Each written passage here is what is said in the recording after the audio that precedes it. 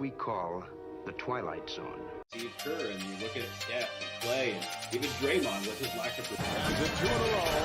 7 points for him. The twirling Doncic. Melting into the defense. The front play strikes. Swing, fly ball. Well hit left center. Ronald Acuna has home. Rookie rushing record for the Steelers. Look, he came into this game averaging 3.67 yards per carry. 42nd out of 49 qualified rushers. Freeze to begin the third quarter. It has been incredible. Here he comes again. Oh, goodness. And the Greek basketball god. And he was a great guy that teaches the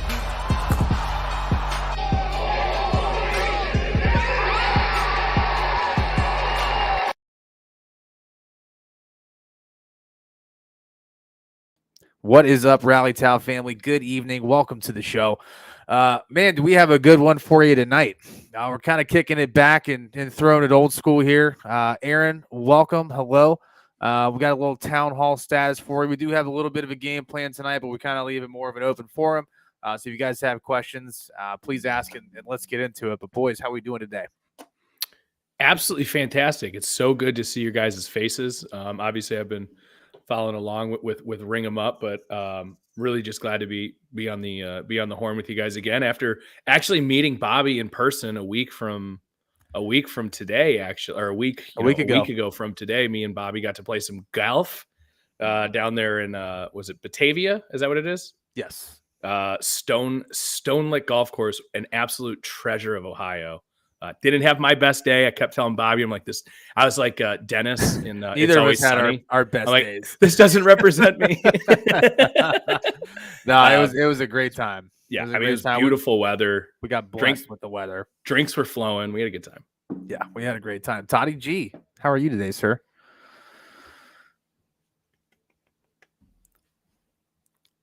Todd, you are muted, my friend. Oh, sorry. There you are. The technical difficulties I've had for like the last month have been unreal. I'm following you guys right now on the side of my screen because I cannot see you on my screen right now. It literally froze on just our intro. So, okay, well, I promise we're here, and you look beautiful. Thank you. I appreciate it. Todd, how we doing today, sir? How's Declan, man? Is he feeling better? Dude, he's feeling a lot better. A lot better. Yeah, he's he was a little under the weather, little 36 hour bug, scared Mary and I. Woke up with a fever. You know, it's the first time really, knock on wood, that he's been like sick. So yeah, so it was definitely an experience, but he's much better now. I'm glad he's feeling better, man. I saw him last weekend, and he was just happy as could be. And then I guess Sunday he just got punched in the face with a bug. And well, glad he's feeling better, man. We've had quite the week in the sports world. A lot of surprising things happened in the NBA playoffs. Obviously, we had the NFL draft last week. That was a ton of fun. That show was a long one. It was definitely a marathon stream for us, but we got through it. And so I want to kick this over. Well, let's start here. Lamar Jackson, finally, the deal is inked. Yeah. The deal is done. Inked. All of us are obviously fans of different AFC North teams that are not the Ravens. So Todd, give me your thoughts on this deal finally getting done and what that means for the Ravens.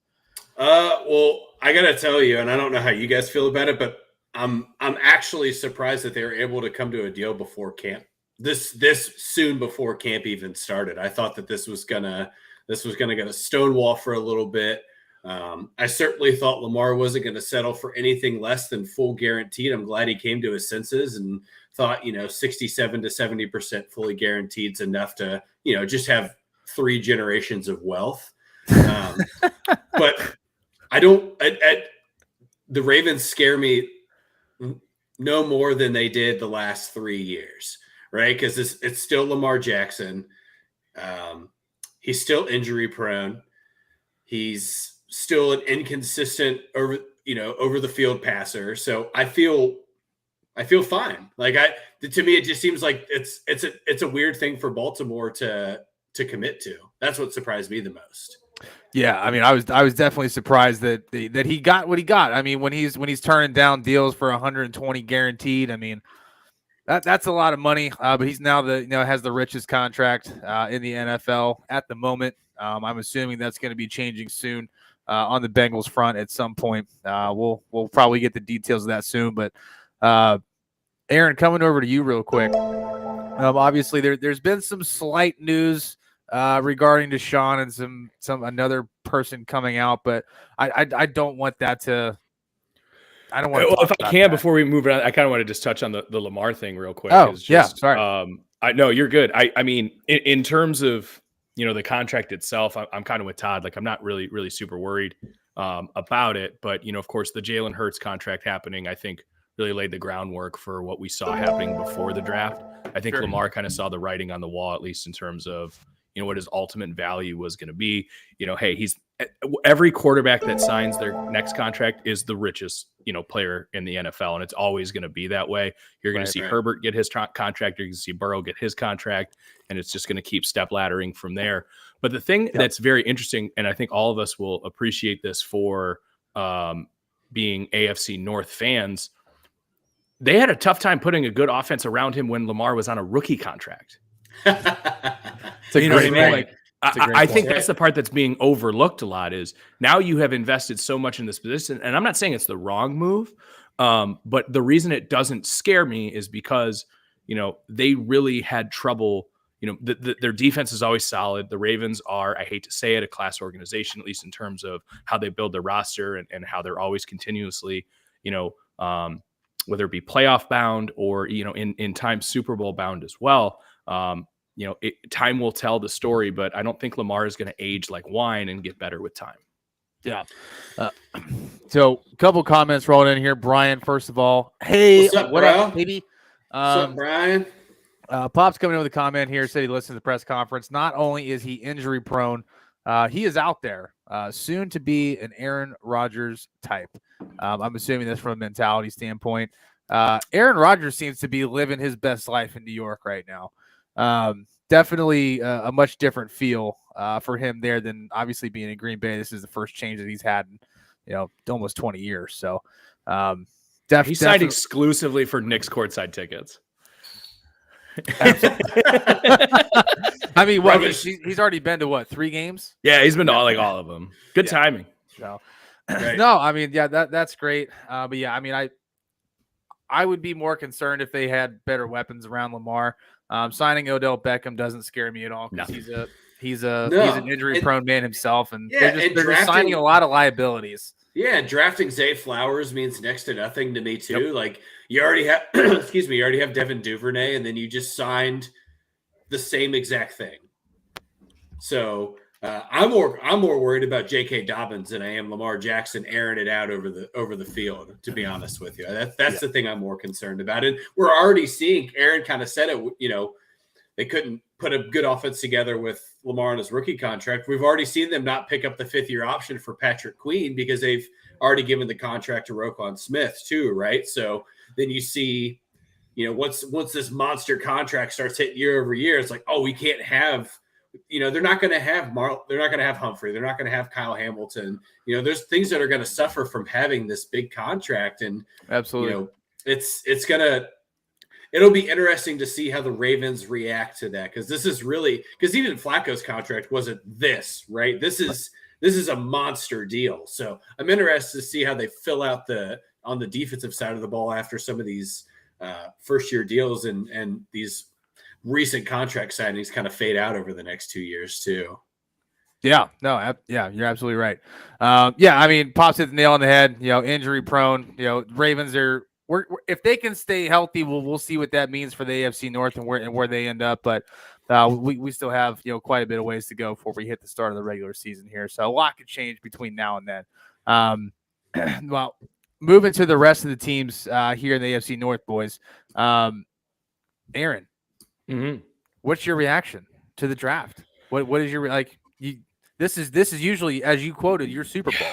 As I had mentioned to you guys, I was on a boys golf trip in Louisville, Kentucky, which outside of the weather, it didn't ruin the weekend, which was great. We didn't lose any golf, And it was just a little bit damper conditions than you would prefer, but it was a great weekend. I'll be honest with you guys. It was probably one of the first times in my life where I didn't pay attention like at all. I really caught up with everything. Obviously, I heard, some of the things that are, obviously the Will Levis stuff going on, the run on wide receivers after, Jackson Smith-Njigba, paying attention to that kind of stuff. We had it on. But, I wasn't paying as much attention as I usually do. Like you had said, this is, typically the Browns Super Bowl.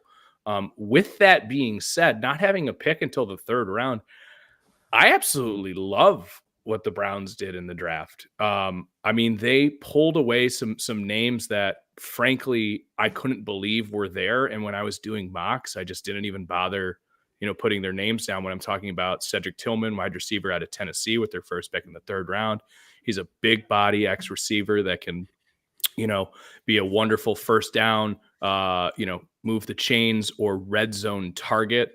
When you take a look at the Browns roster, with Amari Cooper making the trade for Elijah Moore, Donovan Peoples-Jones, who has shown some flashes as well. I really like how they're rounding out this wide receiver room. We saw how terrible their rushing defense was last year, signing the defensive tackle out of Baylor. Was it Siaka Ika? He's a mountain of a man. He had like one of the worst athletic scores I think I've ever seen. But that does not matter. You drafted Snorlax to just completely clog up the paint. And is this Cleveland's Albert Hainsworth of the pretty future? much. His whole job is to clog the paint, Yeah, for sure. Being able to get DeJuan Jones, who a lot of mocks had as a first round tackle in the fourth round. Of course, he had some concerns out of the pro days and showing up a little out of weight to the combine because he said he wanted to be his dream is actually to play in the NBA. I'm fine with taking a swing like that in the fourth round, though. I'm just saying with the amount of draft capital that they had to be able to come away with the players that they did at positions of need while not reaching for guys, but instead guys that actually fell to them, phenomenal. Especially not having to, pay a ton of attention to that first and second round, which are really those coveted picks.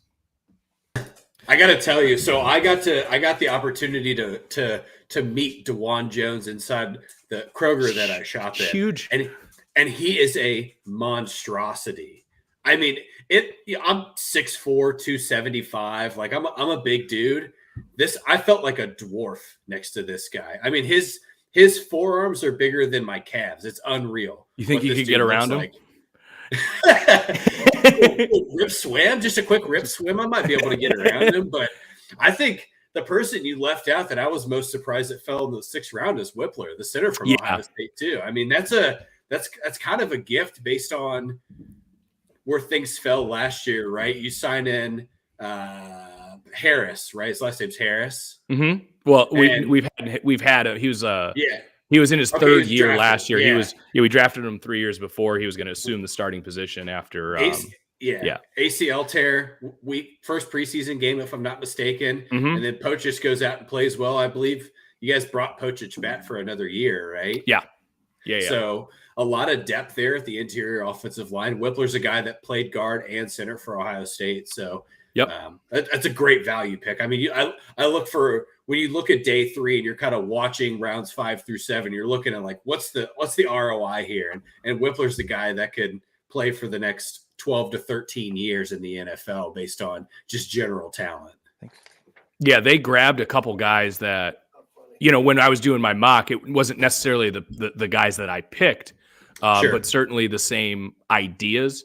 I had them taking a defensive end. They took one in the fourth round. I didn't have them taking a wide receiver because I thought with the Elijah Mitchell trade that was kind of their way of doing that for the draft. Right. But, having them take a center or a guard, I had that. The Cameron Mitchell pick, which is interesting, the cornerback out of Northwestern, actually played oh, God, why am I forgetting his name now on the Browns? It'll come to me. But either way, we have his former teammate as well. And I also had the Browns taking a quarterback, and they did. And by all accounts, Dorian Thomas-Robinson was high on a lot of people's lists of this guy is going to be a great backup in the league. Yeah. And he has a lot of interesting skills that are certainly going to translate to the NFL. Yeah. I think Newsome. Greg Newsome. Greg Newsome. Yeah.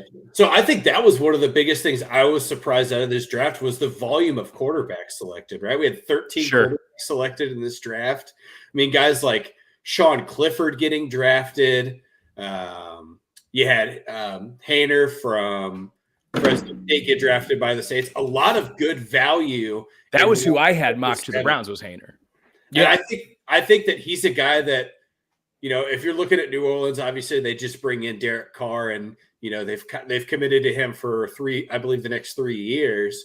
But that's an excellent backup to have in New Orleans. That's a significant upgrade for New Orleans to have a backup that has proven, at least at the collegiate level, that he can handle the ball accurately, which is a big adjustment from a guy like Jameis Winston, who we've seen historically not handle the ball so well. But I was really surprised by the volume of quarterbacks. It was I think the most quarterbacks taken since like 2011 or something like it. It was a lot. Sure. I mean, I can't remember the last time watching a draft and seeing quarterback going through the ticker and be like, damn, Sean Clifford got taken in the 5th round and Jared Hall got drafted. Like, it's just a lot of surprise guys that I thought going as early as he did. Yeah. Yeah. Stetson Bennett in the 4th round I think Sean McVay's just thinking, hey, we had really good success with one Georgia quarterback. Let's just bring in another one. They're only, what are they, like 18 months apart in age, but they can't be that much different in age. So, you know, just bringing in another. I heard somebody joking they were actually in the same recruiting class. another veteran, just drafting a veteran quarterback. That's kind of the Lions kind of did the same thing with Hendon Hooker, right? You're drafting these guys that took advantage of the COVID year. And I'm interested to see how these guys start translating in the NFL too. Even Sean Clifford. Sean Clifford's in the same boat as Hooker and Stetson Bennett. I believe Sean Clifford is 26. He was the oldest quarterback drafted. So interesting to see like how these guys kind of shape into the NFL, whether it's in a backup role or starting role, but how long it takes them to acclimate to the game with more time experience in the game, at least. Yeah. Yeah. So, I mean, Todd, you know, sliding over to you, Cincinnati. What's up, Aaron? Budenholzer got fired today. He got fired at like 5:30. I did not see that. Yep. Sorry, I thought that was like breaking. I'm sorry. I didn't mean to derail you. We'll talk about that. No, it's okay. Yeah, no, I mean, it is breaking. That's the biggest news in the basketball tonight. That's what are they, 3 years removed from winning the NBA Finals, and their head coach got fired after getting beat in the first round. We'll definitely talk about it. But yeah, we will. I'm sorry. I thought that was like breaking. No, you're good. Wow. Excuse me. Okay. Well, the Bucks have some work to do. Yep. So getting back on track here, the Bengals. Todd, how are you feeling about the draft? I think it's a B+ grade to me. I think I fall in line with a lot of the grades that they got across all of the other media platforms. Miles Murphy was our top 3 best athlete available. Bottom 5 last year in the NFL, getting to the quarterback, chasing down the quarterback. So you automatically get better there with Miles Murphy. Going in the 2nd round and grabbing DJ Turner, the fastest 40 time, I believe, in this year's class. Lou Anarumo said it best. You can add weight to a player, but you can't, make him fat. You can't increase 40 time, but you can add 15 pounds. So I think DJ Turner is a guy that we'll see some on the field this year, but I don't think we'll see him a lot. I really like Jordan Battle in the 3rd round. That safety backfield gets very interesting between him, Dax Hill, and Nick Scott from the Rams signing. And, Nick Scott's had some injury problems the last couple of years. So I think this was just kind of reassurance of drafting a guy that's battle proven to be able to do it. I'm thankful they drafted a running back. I really like Chase Brown. I'm disappointed that they didn't get Izzy Abakananda from the University of Pitt, but Chase Brown's was a very close second for me on my running back board. I'm thankful that the Bengals didn't go too early on getting a running back, and then they got a punter. It's just a need that they needed to fill, and they did it. So B+ grade. There's not much. I could tell you nothing about the wide receiver from Princeton that they drafted. That you could. I mean, I could have been Bobby on TV, and I've been like, oh yeah, that makes sense. But smart kid. I think huge upside. A lot of talent over there. All I know is that he was a track and field athlete, and he ended up being a wide receiver at Princeton too. So I guess that means he's athletic, right? That's something that Travis Kelce and Jason Kelce always ask each other, are they athletic or are they talented? And they much prefer athleticism over talent. So Yeah. It's at least that. But athleticism is the foundation of talent. Yeah. Well, after again, and I wasn't live watching most of the draft this year, but after really taking a step back and digesting it, there were two things that stood out to me for the Bengals draft. One, refilling that pantry, right? You know, we saw a lot of positions of need that they took. And I'm not saying they, you know, we always say best player available. I think the Bengals actually had the fortune of a lot of positions of need being there when it was their turn on the clock. Yeah. You know, obviously you see cornerback, you see safety, what the safety that signed with the Bates, right? So, you know, I'm seeing that. And then even in an outlook perspective of, you know, you're going to pay Burrow, you're going to pay Chase, Higgins, obviously. Boyd's the odd man out there. It was interesting to see them take 2 wide receivers, but Boyd's still under contract for this year. Right. So, you know, get these guys some reps, you know, get them to learn the system a little bit. And then, oh, by the way, we have these rookie contract wide receivers that are going to go ahead and fill that void. The second thing that really stood out to me was you used to draft to win your division. The AFC just does not work that way anymore. They took positions where it's going to make it a lot harder on Patrick Mahomes. And I'm not really, I mean, you take defensive end in the first round. Let's go ahead and get a guy that's really good at getting after the cornerback. Let's take 2 defensive backs so they can't just air it out against us. You know, let's take these wide receivers so we can keep up, you know, the points as well. And I think that, you know, just is the facts of where we are in the AFC right now. So I thought those were the 2 things that stood out to me looking at the Bengals draft board. Yeah, I like Charlie Bell in the 4th round, man. He's an easy replacement for a guy like Tyler Boyd, and you don't have to stretch on a guy like Trent Taylor or Irwin or throw Stanley Morgan out there. Charlie Bell can come in and run the simple 5 to 7 yard routes that he was so successful at doing once he got to Purdue. He got a quarterback in Aiden O'Connell who was able to just get him the ball, get the ball in vicinity and be consistent. And Charlie Bell's a guy that can do that. I mean, I was actually surprised with the volume of receivers taken kind of as you got later into day 2 that he was still available on day 3 where they got him, because I saw a lot of guys once I saw guys like Downs getting drafted, I was like, I guess, you know, we're not going to get the volume smaller receiver or slot receiver that you need to kind of fill that void. And Charlie Bell just kind of fell into the Bengals' lap. And I like your comment on that. You're filling needs to beat the best team in the AFC right now.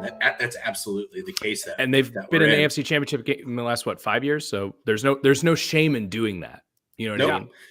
No, not at all. And I think too, right? Like, you know, Charlie made a comment here that he's disappointed that the Bengals are seeming to stretch their decision-making abilities and not getting a strong tight end. And they're already rostering, you know, you go out and sign Irv Smith for a year. They re-signed Drew Sample. They have Devin Asiasi, and the Bengals offense doesn't necessarily require a 1st-round tight end or a 2nd-round tight end or even a 3rd-round tight end. Now, I was surprised, right? I'm surprised that, you know, Will Mallory from Miami didn't get drafted by the Bengals, or John Kuntz from Old Dominion, those guys that fell into the set late in the second day. Oh, look, my screen on my computer is live now. I can actually communicate with you guys, not based on pure fear. Hello, you guys are handsome. Oh boy, I'm more nervous that I get to see how handsome you guys are. But you have that effect on people. I think that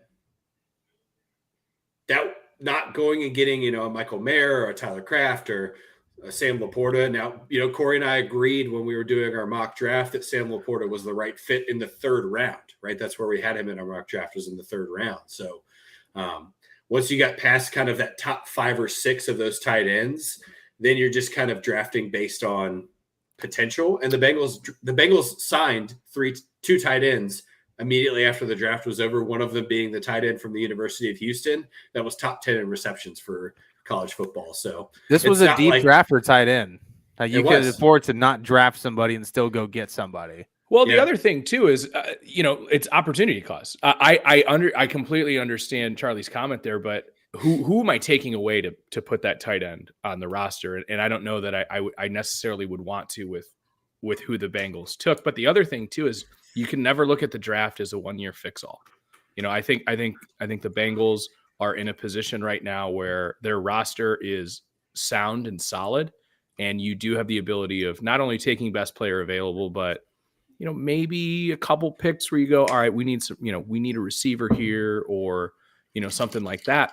But what is interesting is they're not going. I don't think they're going anywhere. As long as Burrow's upright, I think the Bengals are going to always be in the mix.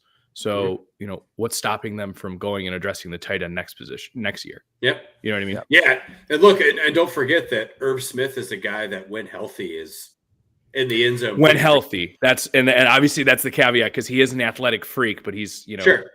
Yeah. Yeah. And there's still several tight ends available in free agency. And there's going to be teams that are going to let go of some tight ends, right? The Bengals picked up Asiasi last year from the Patriots after the third week of the preseason and brought him onto their roster. And, there's going to be guys available that come up, but I understand where the comment comes from, because you saw this was a monster tight end class. It's been a long time. I can't think of the last time that there was the volume of tight ends that were so highly touted too. There were so many of them, but then you saw all the hype of tight ends, right? There was a point in time where 3 tight ends were getting drafted in the first round.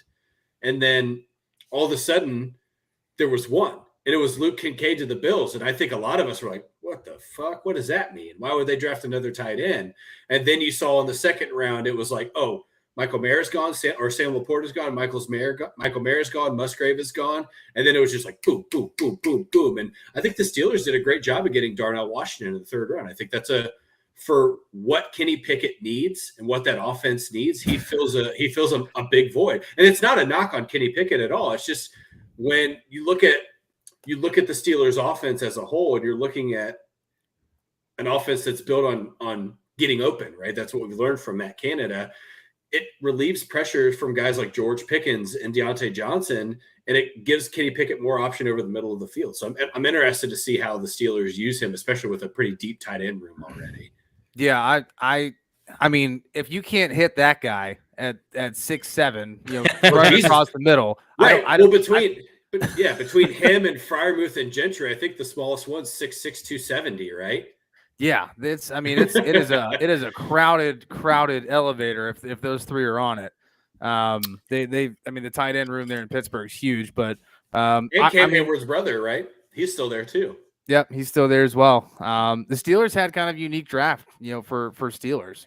They went heavy defense, heavy. Yeah, and that's not something you typically see them do, because the defense is usually pretty stacked to begin with. I think they addressed a huge need in this draft, and that was in the defensive backfield. Consistently such a last Steelers year. pick, dude. Such a Steelers pick. Hey, Joey Porter Jr. loved the pick. He's got a little bit extra. I don't know if you guys have seen the videos, but he was not happy that he fell out of the first round, and he's got something to prove. And there's the video with him and his dad. Yeah. Is that your time? I love that video so much because it starts as him coaching him, right, and then being a dad and being like, you didn't do anything wrong. Like he's like, you're gonna use this as fuel, right? He's like, at first he was like, hey, this is what you needed. You now have a chip on your shoulder. Like, this is exactly what's gonna make you a great player. And then he was like, hey, you should have went in the first round. Like you're right. He doubled down and picked him back up at the end, which is a beautiful moment. Whether or not you're a Steelers fan, that's a father-son moment right there. And you have to at least appreciate it. Now they addressed their biggest need was obviously on the offensive line. Sure. Broderick Jones coming out of Georgia, that dude's a monster. My only hope is that he stays healthy. He didn't have a ton of issues at Georgia, but that was a big need and they filled it. I think the pick I'm most excited for. I'm surprised they didn't go wide receiver. At least they had a lot of good options that fell, but they didn't do any wide receivers in this draft, which that was kind of concerning because it was a deep draft for wide receiver. Yeah, but you got Pickens and then you make the move for Robinson, right? Yep, and you still have Deontay Johnson. We still have Deontay Johnson. So it's not a terrible wide receiver And room, you but still they still took a had room. pass catcher, a skilled pass catcher. We did. Yeah. We still have a tight end. We still, rounded out the offense and gave Pickett another weapon, which that's the only offensive weapon we drafted, but at least he's, 7 foot tall and a monster. Yeah, well, I think the thing too, we talked about the AFC North. The secondary of the AFC North specifically is so powerful. It's strong. It's so commanding that you almost have to you kind of have to pick your poison on how you're going to run your offense, right? We saw Cleveland draft big, like Cedric Tillman and a bigger, kind of bulkier wide receiver, coupled with the Cooper and Donovan Peoples-Jones to tell Deshaun Watson, beat him with the ball. The Bengals go with a different approach of let's kill the clock, let's kill time, short and effective. And Baltimore just, I'm interested to see what they do now that they have. I mean, they have 5 wide receivers now. This is the first time I can say that, and I can't tell you how long. But I think Pittsburgh's approach is just going to be to dunk and dime and kill clock, right? You draft Broderick Jones, that means Najee Harris should have another 1,000-yard season, and you put the ball in his hands frequently.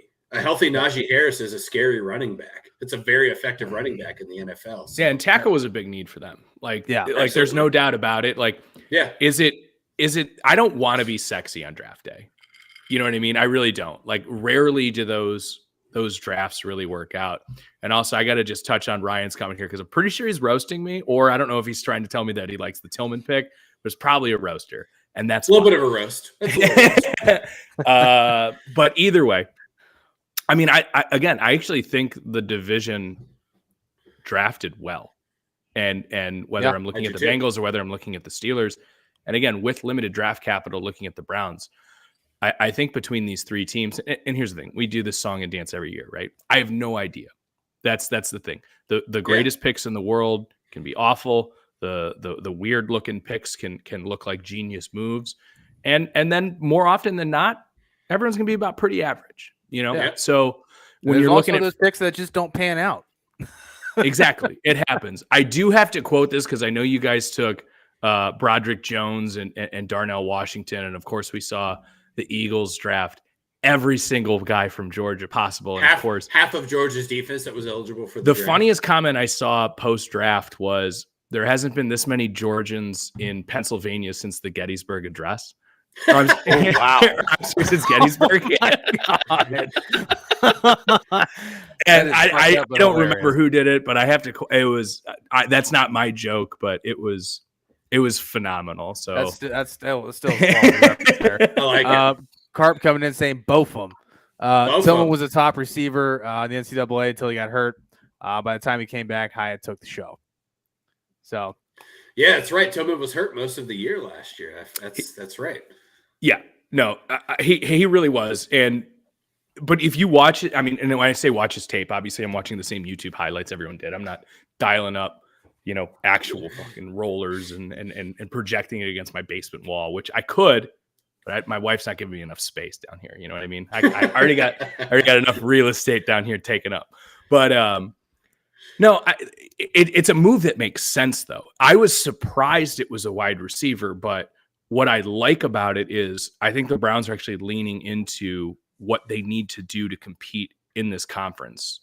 We saw Deshaun not be the quarterback that he once was. I was having this argument with my friend last night that dial back Deshaun Watson Texans days, and I'm still not confident that he's a top 5 quarterback in the conference today.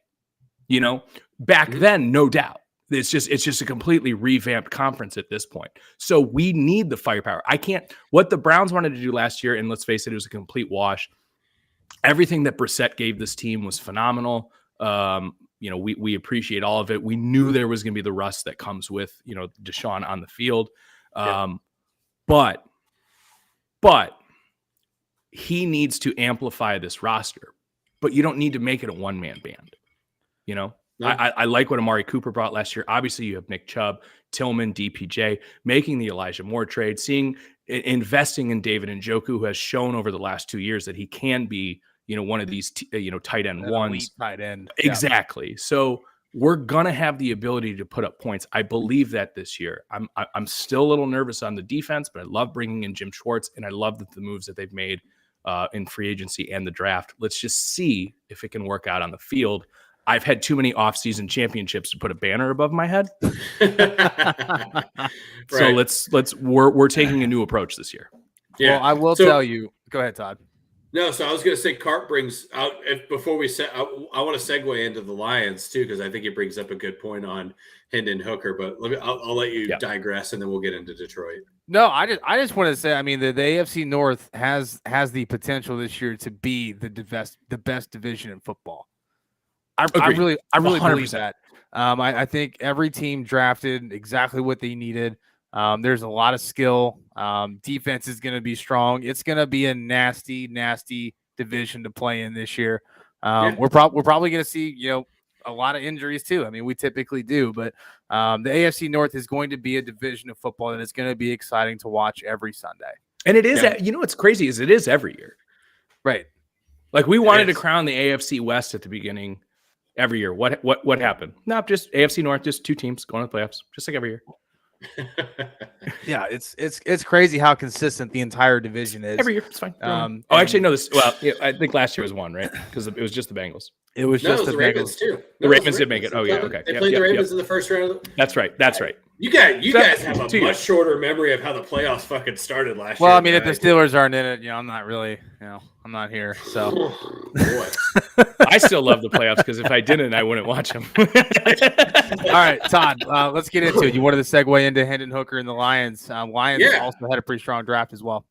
Yeah, so I think a lot of people Thursday evening, kind of myself included, had a little bit of little question marks in the thought bubble up here, right? You trade back to 12 with the Cardinals, so the Cardinals can move up to get Paris Johnson, and then the move is Jahmyr Gibbs, running back from Alabama, which up until really the week of you and a lot of other people, a lot of the week of the draft, he was a second round pick. I mean, and there were a lot of mock drafts getting closer to draft day. Like, the Bengals are going to take him at 28. Corey and I are kind of Mr. Birdsing it. Excellent. Like that's fine with me. Take Jahmyr Gibbs at 28. That's a pure value pick. And then you follow that up with taking, the best linebacker in the draft class, but also a guy that feels like that you could have gotten at 35 or 47 or 48, wherever they picked after that. But then you watch them on day 2, and then it's Sam Laporta, Brian Branch, Hendon Hooker early in the 3rd round, Broderick Martin in the 3rd round to round out day 2. And you're like, oh shit, they're something's happening here. They've definitely made the adjustment here. And, you look at a guy, I love the value pick of Broderick Martin. That's a guy that when Corey and I were doing our mock draft that we were in the 3rd round and having the same exact conversation of like, this is, an interior defensive lineman. He's very similar to the guy from Baylor. He's 6'3", 330, just a force to be reckoned with, kind of very, as Aaron so eloquently put it, a Snorlax type at the defensive line. But I think the question marks that the Lions left on day 1 kind of transcended into not necessarily the exclamation point of day 2, but filling real true need, right? Because Jack Campbell is absolutely in need. They need another linebacker. They need a good tackling linebacker because the way that defense looked, bottom 5 for most of the season, they missed a lot. They missed a lot over the middle, 5 to 7 yards down the field, and then they missed a lot on first contact. So definitely filled a need as a whole. But I kind of felt similar to Aaron, where I was like, I don't like Gibbs at 12. And then I saw Jack Campbell at 18. I was like, I don't really like Campbell at 18. And then you see the charts where it's like best value for pick, and Jack Campbell and Jahmyr Gibbs are kind of sitting over here as the outliers. And then Miles Murphy and guys like that are sitting over here in the top corner. So I think the media world felt very similar. I don't know what you guys thought about it. I think 2 first-round picks is a goddamn gift. And the Texans went 2 and 3. I'm fine with trading. Here's the thing. I'm fine with trading back. Not wrong with that. Let's pick up some draft capital, especially if your board is not saying that you like this. But the thing is for the Lions, what was their pick prior? It was like 6. There were 3 quarterbacks taken in the top 4, and the Lions didn't take one of those guys, which is fine. Would it have made sense for the roster? Maybe. But you can also argue that Jared Goff is a top 5 NFC quarterback, which is insane to say out loud, but run me the list and tell me how he's not. Yeah. So there's tons of value sitting there for you at 6. Again, I'm not against trading down or anything like that. Let's pick up some future capital. But you had so many guys available to you at that moment, especially with the fact that you weren't going to take quarterback in this draft. Now, did they get that capital to have the flexibility next year to maybe snipe their guy if that opportunity presents itself? Maybe. And again, that's why the draft, we consistently, I think, because there is no other football going on, I think we kind of overvalue what a pick is really worth. There's nothing else to compare it to now. We want to put a grade on everything. We want to say who won, who lost, when none of these guys have put on a jockstrap yet. So it's just not really fair. But in my head, there are premium positions. I've pounded the table on this podcast a million times. I'll do it again. It's quarterback, it's wide receiver, it's left tackle, it's defensive end, it's cornerback. Outside of that, running back is probably the lowest on my totem pole. And I'm sorry. I don't like what they did. Inside linebacker. It just speaks of like 90s, early 2000s football. And I could be wrong. And I hope I am, because I love the Lions, but I feel like they extracted so little value out of the capital that they had. Yeah. And I think this turns into 3 second-round picks next year and 2 third-round picks next year. Maybe it's flip-flopped, but they're going back and kind of doing the same thing. So you trade back and you get some additional depth this year, and then they get it again next year. And if you talk to a Lions fan, and if you read Rachel's blog that she just posted, a lot of it is built on not necessarily the first round, but what you could do day 2 and 3. I love what they did day 2 and on. Actually, that's a great point. Sorry, not to cut you off. Go ahead. No, you're good. But I was going to say, you just said it. You still have to have value on day 1, right? Day 1 is filling the actual biggest void that you have. Correct. And I don't think Jahmyr Gibbs was the biggest void that they had. No. And then they traded away DeAndre Swift. Well, which is fine, right? So you trade Jahmyr Gibbs, because when you drafted him, my first thought was like, well, fuck, him and DeAndre Swift are the same style of running back. That he's just 5 years younger. And then you trade Swift, like, all right, well, you get a 7th round pick out of him again. That's your flyer for 2 years from now. But I agree with Aaron too. Jack Campbell, while he may lead the league in tackles in a couple of years, it's not an edge rusher, right? Right. That's not a all-pro wide receiver. That's not a all-pro cornerback. So your floor in the first round is starter. Yes, and look, they did that, right? In theory, you're looking Sure. The way this presents itself. You did draft 2 starters because you needed an inside linebacker because Malcolm Rodriguez is too small to play that position, and then David Montgomery has proven to be. I mean, you're paying him $6 million a year basically, so you better get the reps out of him. But he's a 12-game-a-year guy, so. You draft a guy in the first round, but it's not Bijan Robinson where it's like give him the ball 30 times. This is a 15 to 18 carry guy and throw him the ball 7 to 10 times on his best day. So I was very surprised with how well the Lions drafted in the first round last year. This felt like almost the complete opposite from last year to me. Yeah. Yeah. I mean, it's maybe Dan Campbell has some grand plan. That's really the. I'm sure he's involved, but that's the thing. It's like he's not. That's Brad Holmes. Yeah, it's Brad Holmes. That's I'm sure he has some little bit of input, but this reeks GM. Yeah. Yeah, I mean, he's just not trading AJ Brown, right? Whoop.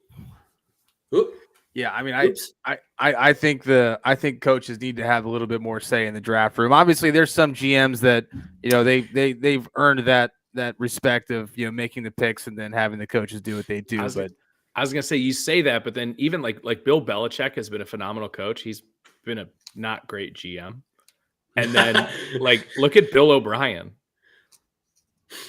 Oops, it's a good point. I believe there should be a separation there for sure. They just need to be on the same wavelength.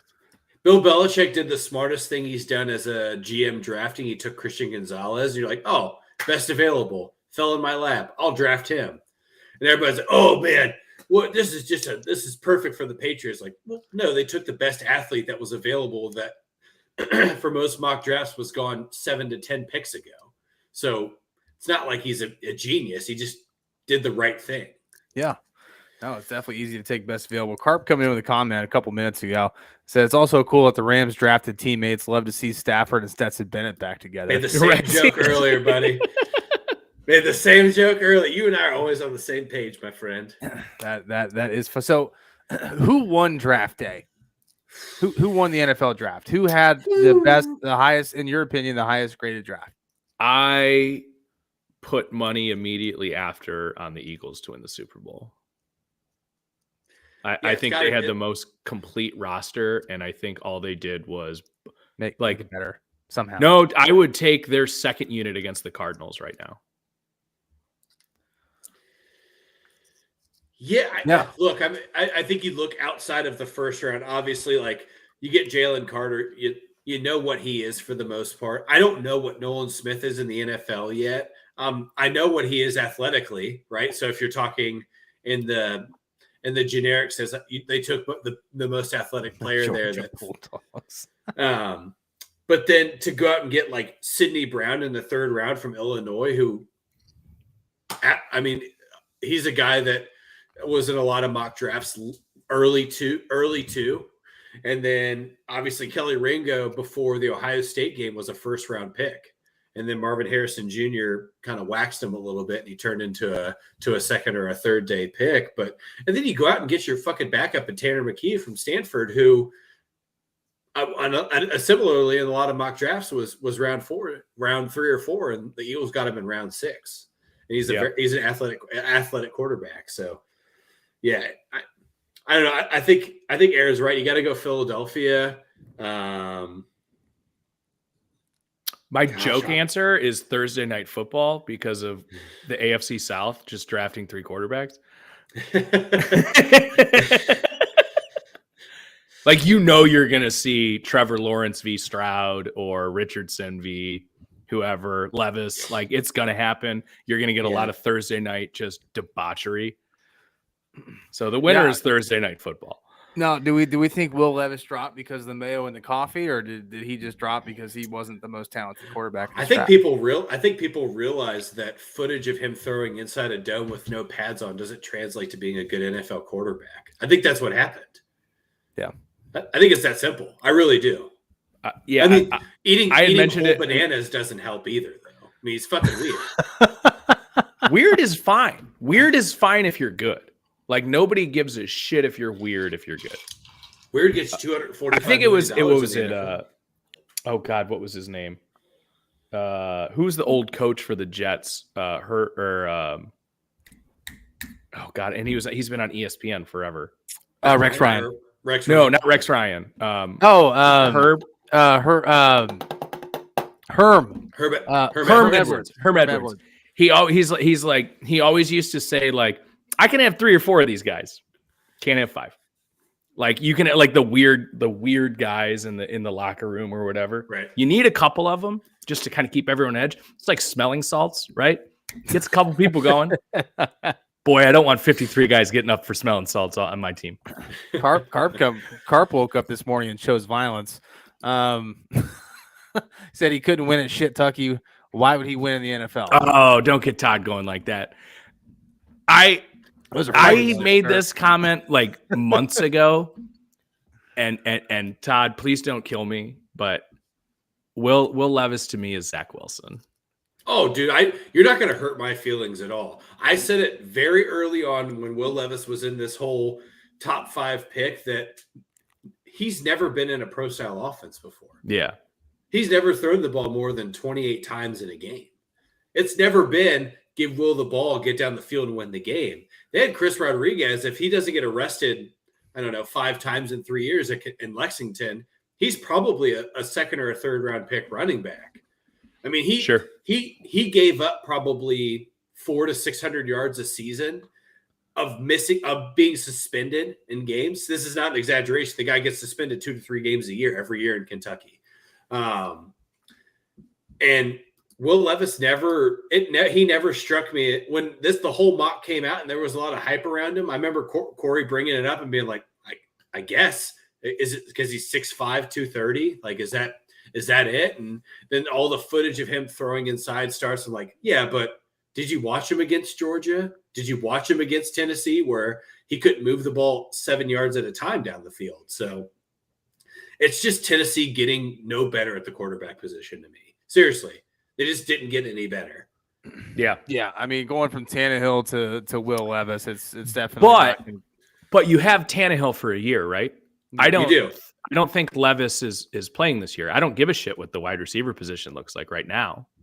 I took my quarterback. Let's suck this year.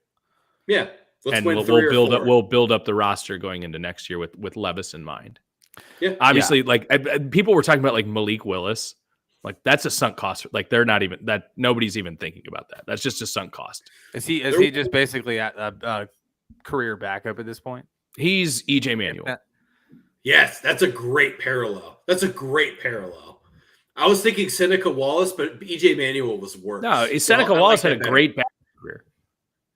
It's fair. That's where my head goes. Journeyman. Yeah. No, EJ, he's done. no, that's And I believe, I'm sorry to cut you off, I believe EJ Manuel was the first quarterback taken in his draft class too. He was, yeah. So that's why it's not the same parallel, but I'm saying like career. Yeah, talent wise too. They're both garbage. Sure. All right. It's time for hoops, baby. Yeah, let's switch it over to the hardwood. Love me obviously. So I actually did pretty well on the Warriors. What do you call that? I'm sorry, the first game of the Nuggets series, this newest series. I put about $60 down. I only lost $1.50. So the one part of my parlay that I didn't hit, I hedged the bet. Bobby, I just want you to know in gambling, doing pretty good is making money. Hey, for me, I thought I was going to lose a ton, and I actually made out. Okay, that's fair. It got back to about level. The only thing I missed in my parlay was Aaron Gordon. I put him over on his assist. He was at 2.5, but he didn't dish the ball and he only had one dime. So if I would have hit that, then I would have been up about $50. But I only ended up losing out about $1.50. So win-win. But no, so we've had some good basketball. Obviously, the Lakers closed out the Grizzlies pretty hard. I know we haven't really been on and talking basketball since that series ended, but Dylan Brooks' career is officially over at this point after everything I've seen on social media. The Grizzlies exclaimed that they have no interest in bringing him back whatsoever.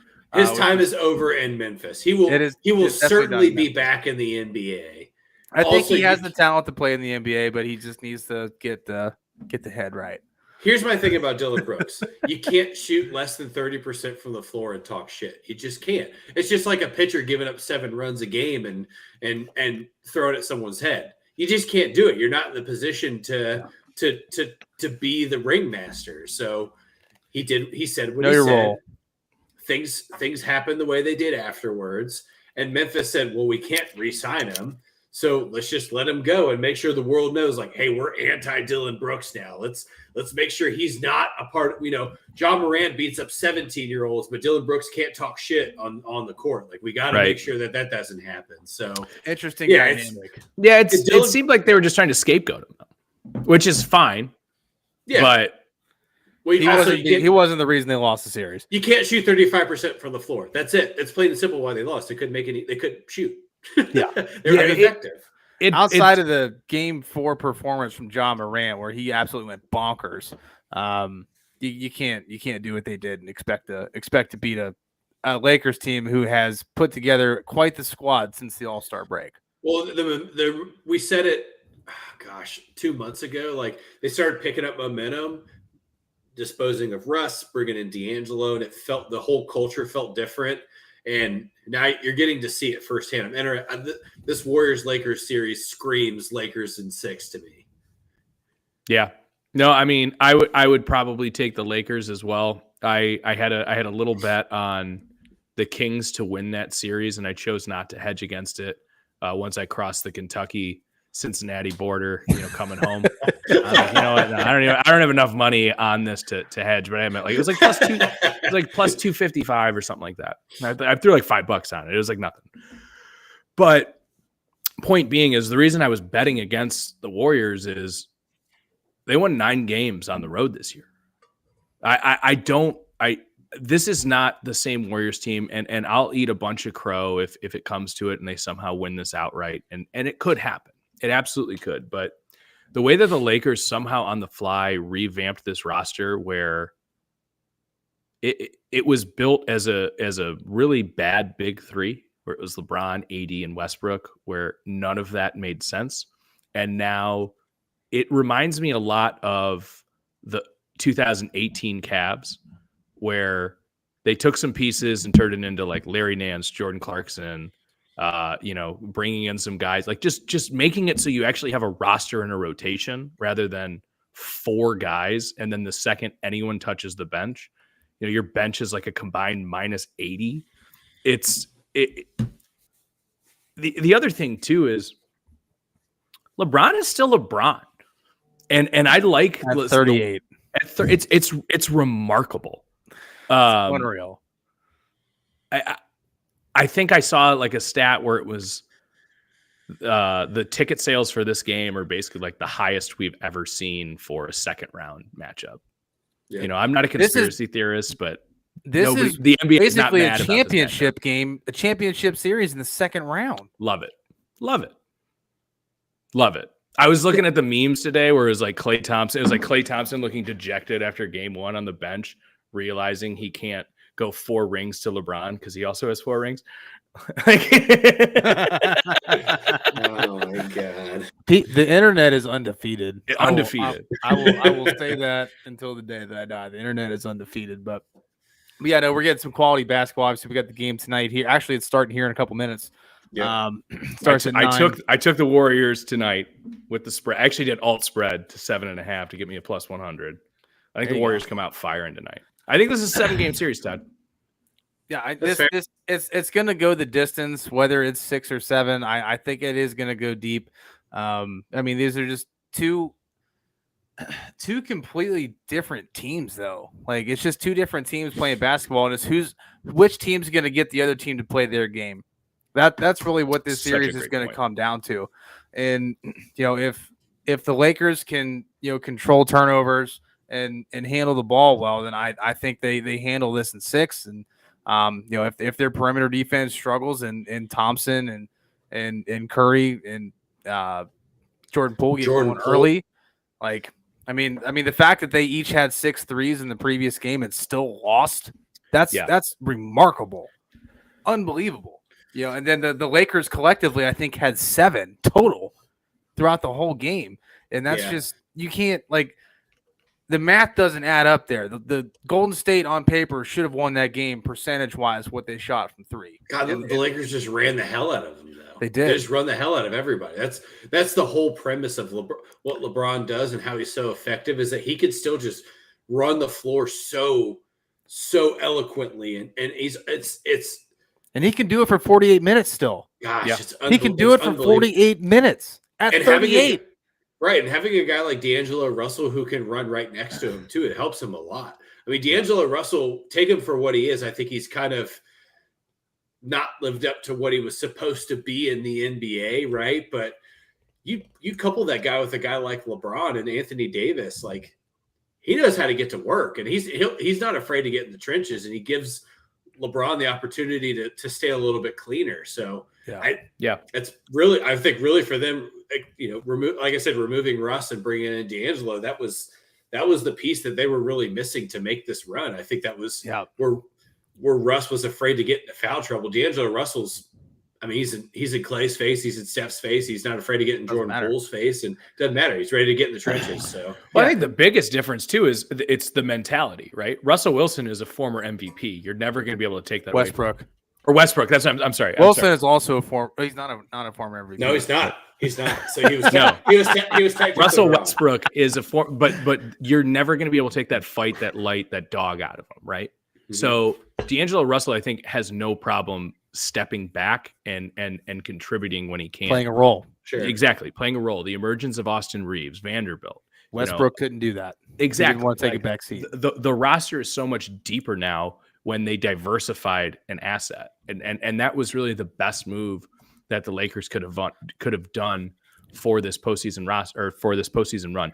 The biggest difference was the Kings were an amazing matchup for the Warriors because they could pound them inside, laying up. You saw Looney getting just every rebound he wanted to.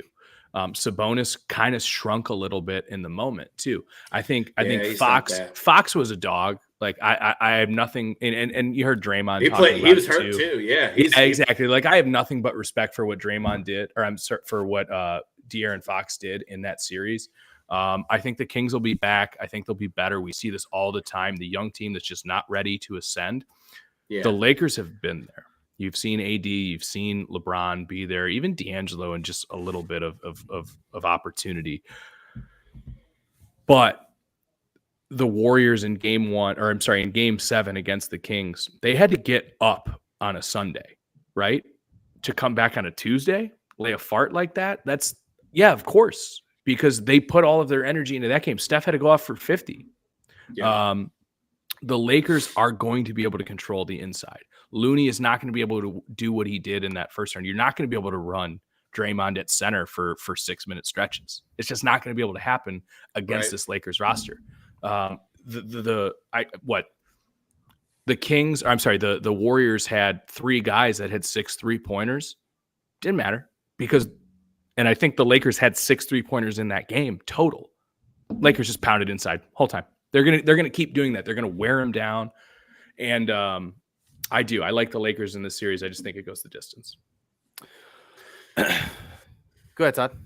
Yeah, so I was gonna smooth over to the East here and talk about Mr. Bubbleman himself, Jimmy Butler. Excuse me, Hemi Butler. That's a good name. Hemi Butler, because he is him. He is arguably putting together. I believe this is a top 8 scoring performance in playoff history in the NBA. 56 with the likes of points per game average up there with the likes of Elgin Baylor, Jerry West, Michael Jordan, et cetera, et cetera. Insert the big names here. But they're going up against a Knicks team, guys, that, I said it maybe 2 or 3 weeks before the season wrapped up. Todd. I'm not going to hurt your feelings. I'm going to say the truth. I just said the Knicks are sneaky. They're sneaky. Oh, good. I like that. There's just the right amount of weapons on the Knicks roster, right? Julius Randle gets injured. Doesn't matter. RJ Barrett steps up. The Josh Hart, Jalen Brunson combo. I mean, these are guys that won a national championship together, and you get them together in the NBA, and it's like there's no steps that have lost between those two. The chemistry on the floor with those guys, really, it's unbelievable. And then you throw in Mitchell Robinson, who's just a big. He moves so fast for a big guy too, and I think the Heat really have their hands full here, fellas. I think the Knicks are a team that. You just can't sleep on them in the East. And I think that a lot of people kind of forgot that they were having such a good season during the course of the year. And I just kept looking at the box score every morning after their games. I'm like, Brunson had 30, RJ Barrett had 19 and 15, Julius Randle had 20 and 12. Like it's very well-rounded basketball coming from the Knicks, and it's been a long time since I've put that sentence together. I believe the last time I said that Allen Houston was in a Knicks uniform. So it's different. I hate as a guy that just doesn't like anything that comes out of New York. I hate it, but I love Jalen Brunson. I'm very happy that Jalen Brunson earned his contract. That's what I'm thankful for him. The Knicks are a staple. Like they've always been a staple, but they've always, like, for most of our adult lives and most of our lives, they have not been a great franchise. Well, from- sure, from a because talent John perspective. Starks had to guard Reggie Miller for a decade. Who's going to win that battle? It's always going to be Reggie, right? I mean, it's a no-brainer. Yeah, one of the purest strokes in the game. You know, not the best shooter in the game anymore, unfortunately. Fuck but- you, John Starks. That's it. That's all. I'm done. I'm sorry. Sorry. That's it. I'm done. I'm done. Aaron, go ahead, brother. No, you guys are good. I mean, you said I think the staple is more so Madison Square Garden for what it's worth. That's fair. But yeah, I mean, I hear you, Todd. Like I certainly don't root for New York, but I always root for teams that haven't had recent success. So I'm kind of at a crossroads. And of course, I'm at the same crossroads of I would love the Knicks to win this series so I can feel a little bit better about myself. Right. You know, from a Cavs fan perspective, because, you know, frankly, that was just an embarrassment in general. They got But, rolled, man. They fell got apart, rolled. dude. They fell apart. Yeah.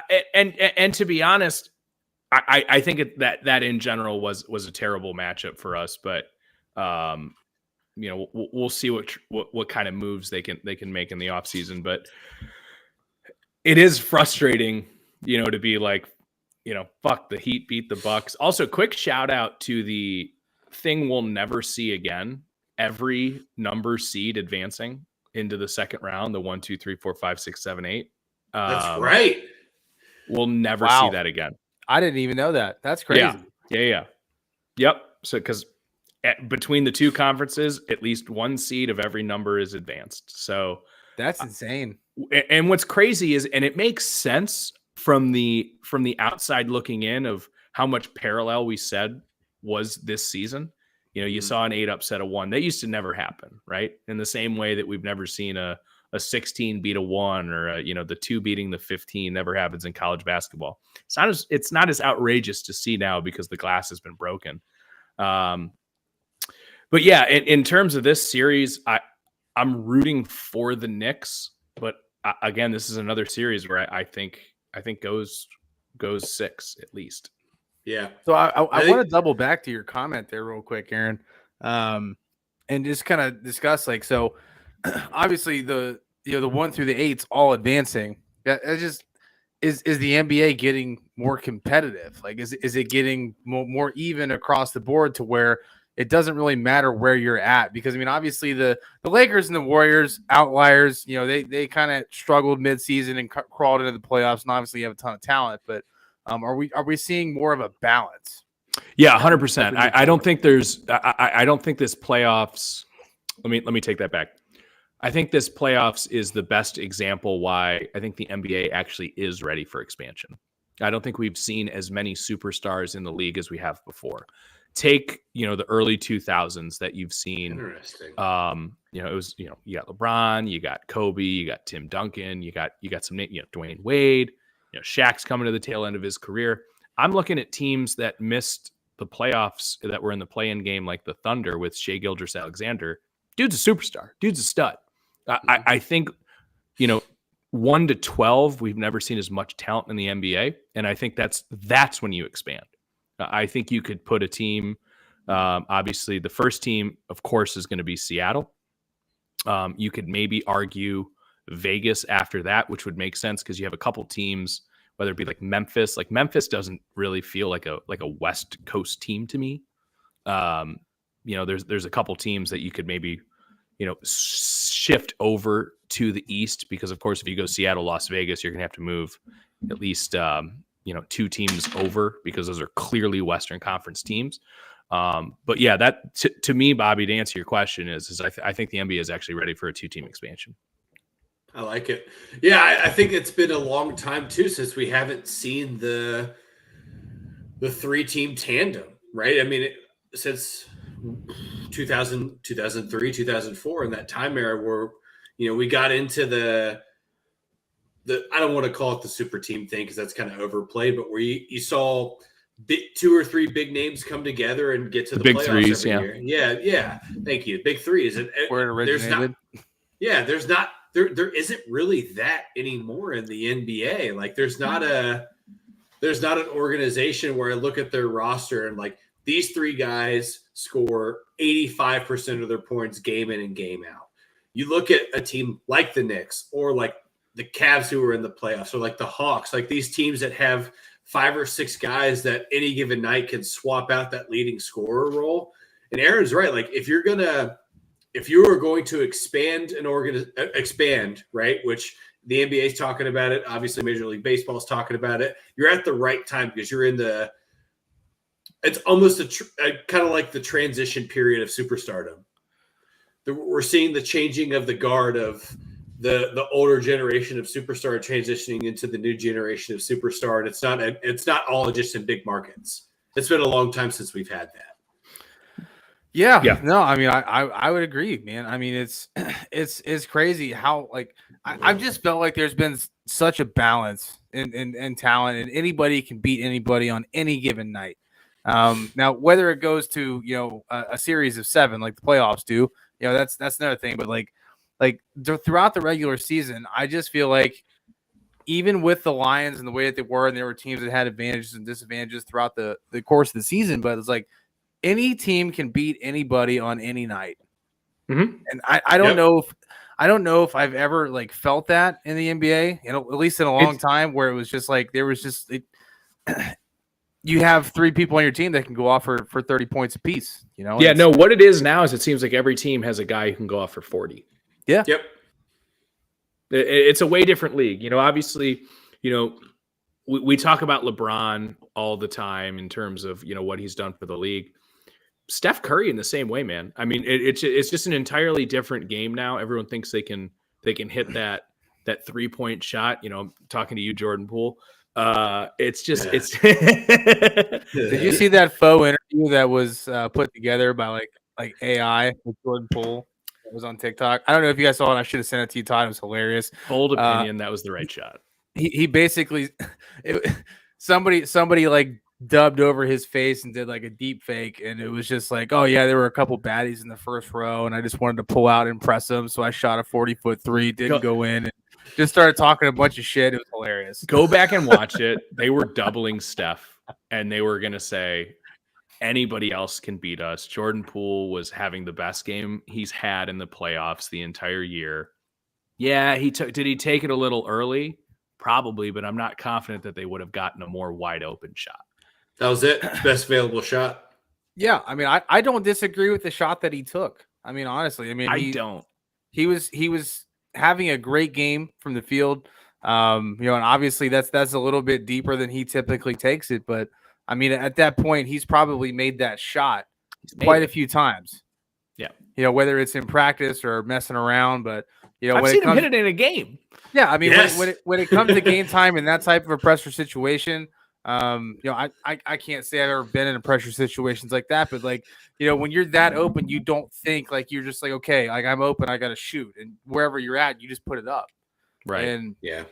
So we're moving through the playoffs here. I mean, we have games going through the second round now. Who do you guys, gun to your head, who you guys taking? You got to pick a champion right now, or let's just do it. Let's just go East West and champion.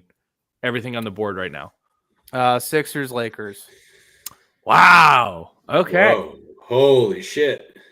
Sixers, Lakers, NBA Finals. Gun to my head. That's what I'm putting money on. Dude, I'm saying, yeah. I'm saying Nuggets, Celtics. I took the Nuggets at the beginning of the year. I still think the Nuggets win it all. I'm sticking to my guns here. I would love that because I took a nice little long shot bet future the Nuggets about 6 months ago. Yeah.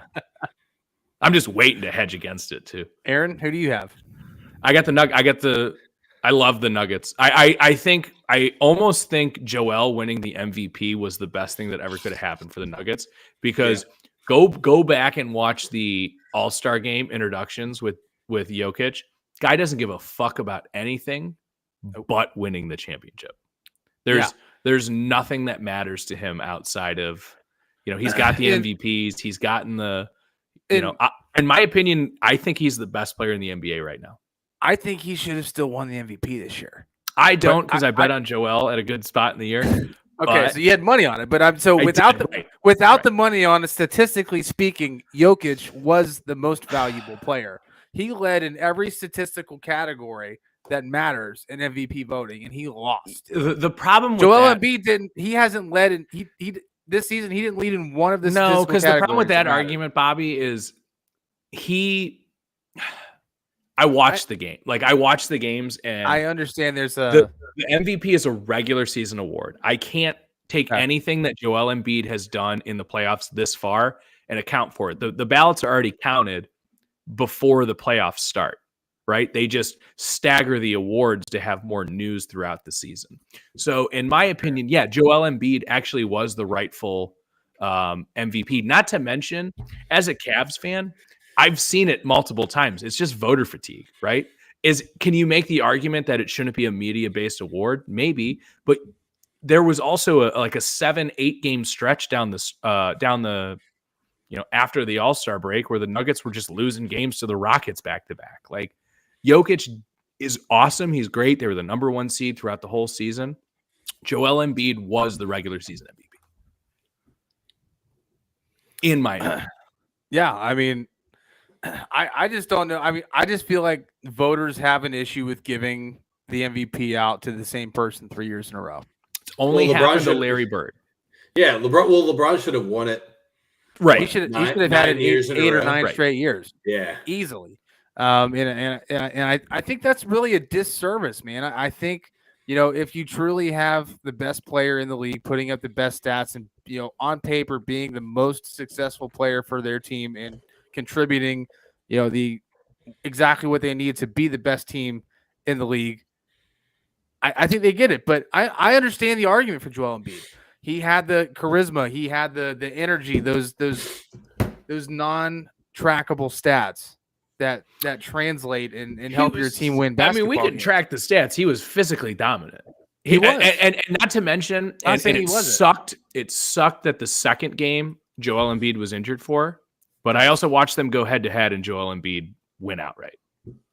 Yeah, I'm not saying Joel Embiid. And that's worth a lot to me. I'm just playing devil's advocate here. I think Joel Embiid is a very deserving. I watched the video of him getting it. It was super awesome. Not to take anything away from Embiid. I think he's a very deserving MVP and had every right to win it. I still think Jokic had an argument to have it for a third straight year. I don't think there's an argument there. Aaron's right. I just think that you look at what Joel Embiid did this year during the regular season, because he's right. This is a regular season award. It is. It's I need to take the playoffs out of it. It's something that he's deserved. I mean, this is a guy that should have. I mean, we've looked. This is what, year 3 in a row of him being in top 5 in voting, right? Yeah. Or 2 of the last 3 years, whatever you want to call it. And the only reason he hasn't gotten it the previous 2 years is because Nikola Jokic was doing the same thing that Joel Embiid is doing, but just a little bit better. And I think this year, Joel Embiid did what Nikola Jokic has done the last 2 years, just a little bit better. So I think that the fact that we get to talk about 2 big men being full circle the best players in the NBA, it gets my nipples hard, fellas. I can't. And that's the thing, right? It was like the death of the big man. Who's won the MVP the last 5 years? You got Jokic, you got Embiid, and Giannis. You got Giannis. It's been a great transition, and I think this is actually a great thing for Embiid in his career because he's got that monkey off his back. Like, he got the MVP. Like, he's been chasing that for quite a while. And now the next thing on his totem pole is a championship. And I think he actually has the cast around him. As much as I will not talk about how I like James Harden, I think James Harden is a perfect balance to Joel Embiid and helping him get to where he wants to be because, Embiid's out and Harden drops 50. Yeah, and you had mentioned you have the Sixers winning that series. And carries the load. Yeah, I think the Sixers take it from the East, and I took one already. I like it. I don't hate it. Sixers, Lakers. That's my call. I would love to see that series. LeBron. Maybe passing the torch down to Embiid. I think that would be a pretty dope thing to see. So, all right, fellas. Are we on to some who the fuck it is? No, I think let's talk a little baseball first. Let's get a little baseball combo here. This is where I feel close to home. All right. And I want to pose this fact to you guys, and I want to hear what you think. As of today is May 4th. The Yankees and the Cardinals are in last place in their division. Yes. If I were to have said that to you on March 30th, would you have believed me? I would have put so much money on the other end of that. Yeah. And I'm glad that didn't happen. Yeah. The Cardinals maybe, and the argument against the Yankees was just the whole Judge hoopla of last year. Right. You know what I mean? Just kind of cratering back to earth just a little bit. Not that their roster isn't built to. The other thing too is right, like you were just saying, these are April reactions. We're in May. It's like we've barely touched the season. Yeah, we're scratching the surface, right? Right. We have 6.5 more months of But it also got to the point last year where we were cutting away to Aaron Judge at bats. Like, trust me, on everybody else that's on that roster, the other 39, that's grueling. That's grueling. Yeah. It's already in New York, and just throw a couple more cameras on it. Look, Cardinals. Right. Look, you're talking to two Reds fans. I'm as happy as a clam right now to be able to look at the NL Central and say, oh, the Reds aren't in last place, because we talked about it for months. The Reds are the fact that they're not in the cellar right now is crazy to me. Even the Pirates. The Pirates. Dude, the Pirates are shocked. Good night. What the hell is happening in Pittsburgh? I don't know, but it all came together. All these young guys that they've drafted, and all these crazy trades, and just dumping salaries year after year after year, and bringing in guys on 1 years like Carlos Santana, Andrew McCutchen, Connor Joe. These guys that are kind of doing these last hurrah or make or break contracts. In Connor Joe's instance, they're all hitting over 250. And then you couple that with, Killian Hayes, who's been in there, he was their number one prospect before O'Neal Cruz. He's come together. Brian Reynolds is a guy that they get Brian Reynolds over $150 million, $167 million extension. When was the last time you said that about somebody in Pittsburgh in baseball, at least? Yeah, never. It never, ever They're happens. leading the division. They are. They're first place in the NL Central, bro. 20-12. They have a 2-game lead. They are first place in the NL Central. Wow. Good for them. Yeah. Good for them, man. They've been in the stellar for a long ass time with the Reds, and man, it's unreal. There's a lot of parody happening in Major League Baseball right now. I know Corey's big on his Fade the Streak right now. If you guys aren't following that on our social platforms and are trying to make some money, go follow him on Fade the Streak. I know he hit a big one with the White Sox, but it's easy Ched. He's been very successful with that thus far. On fire. And the logic's perfect. Yeah, the logic tracks. People win in baseball games. The worst team in the league wins 70 games. Sure, they should. Plus your odds just become plus at a certain point. Yeah. That's right. Yeah, so I think outside of New York, specifically the Yankees and the Cardinals being last place, right? The Yankees are last place. They're still over 500. Just take that for what it is with the AL East. But what a division. Fellas, Shohei Ohtani's. I mean, we just talked about LeBron should have won the MVP every year. I don't know why we're not talking about Shohei Ohtani just being the MVP every single year. Yeah, I mean, as long as he's healthy, I don't see a reason why he's not. I know he did give up his first 2 home runs of the season in the same inning to the Oakland Athletics, but right. So here's the fact that we're over a month and a half in, and he's just now giving up his first 2 dingers of the year. I think that's pretty fucking good. Let me give you some factoids of Shohei, fellas, because I think this all came about last night because he started last night against the Cardinals. He started the game last night with 7 consecutive strikeouts. He is the fastest player in American League history to reach 500 strikeouts in his professional career. Stupid. This is a guy that also DHs 4 days a week. He also had the most strikeouts in 5 innings in American League history with 13, tied it for first with 13 strikeouts in 5 innings. He also went 2 for 4 with 2 doubles last night. Like it's unbelievable. The Angels though are still just like baffling to me. Yeah. Is you have the two most marketable players, and Trout's playing great too. He is. Yeah. I mean, they're only one game back. They're only one game back. 4 games above 500. Yeah. It's like pitching, the Pirates. guys. The Pirate. I know you guys are just talking about the Pirates before I jump back on, but what do you think the Pirates are paying their roster compared to what the Angels are paying theirs? Oh, dude, it's less than what they pay Mike Trout by himself. Stupid. It makes no sense. So the Angels are like 12th roster or building 13th in roster, and the Pirates are, I believe, either second to last or last in terms of total salary. And I think the Royals might be last right now. I think, but yeah, it's unbelievable. You're talking about a team in Pittsburgh that's first place in their division. And then you talk about the Angels, who have had back-to-back losing records with the 2 best players in baseball. It makes no sense. It's completely. It breaks all logic.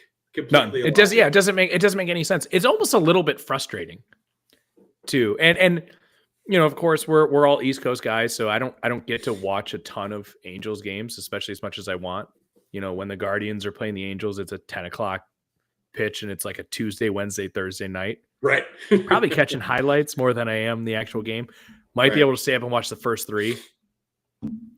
But man, that's unfortunate for the MLB. That's also something I think they really got to figure out. I think, and you guys have done such a great job covering it on Ring 'Em Up, but I think the MLB has taken a couple strides this year of making it a more palatable project to the average fan, not necessarily the baseball diehard.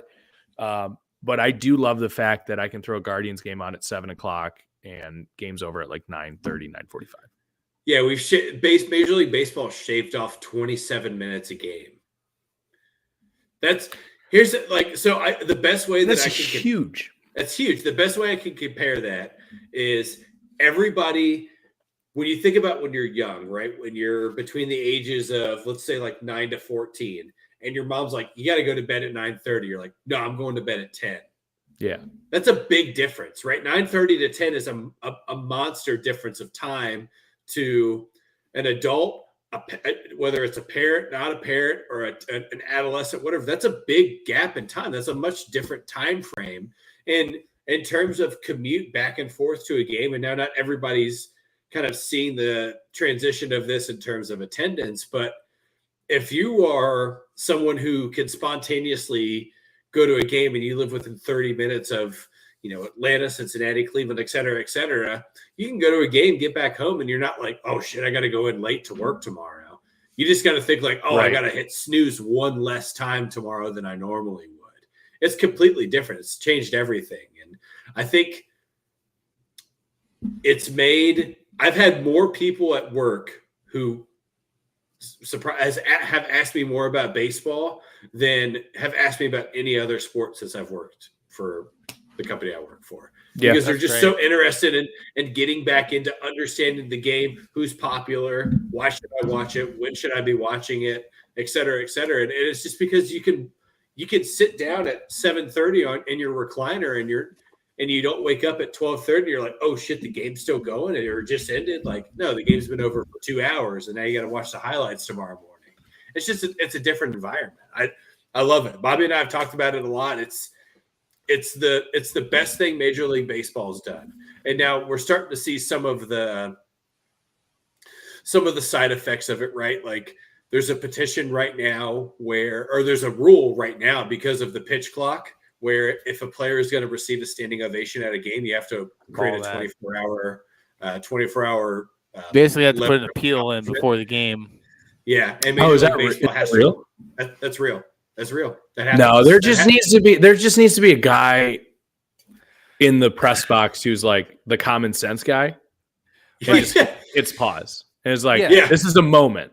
Because here's the thing. That's a Twitter video for MLB. You know what I mean? That's an easy million views. Yeah, easy. You absolutely hit the nail on the head. And the common sense factor of just like the Pittsburgh guy that came up and is playing his first game in the MLB. Drew Maggi. And he got a standing O off the rip because it was his first game. He'd spent like over 10 years in the minors, and he's finally getting his debut. 13 years. He's 33 years old. Go. Like, that's when you're just like, hey, you know what? let's Turn it off. let's time out. Like, let's let this kid have his moment, and let's just move on with the game. Like, we'll spend the extra 5 minutes. As dumb as hell, like you see it in basketball where it's the ball that someone dunks it so hard and the ball goes into the second row.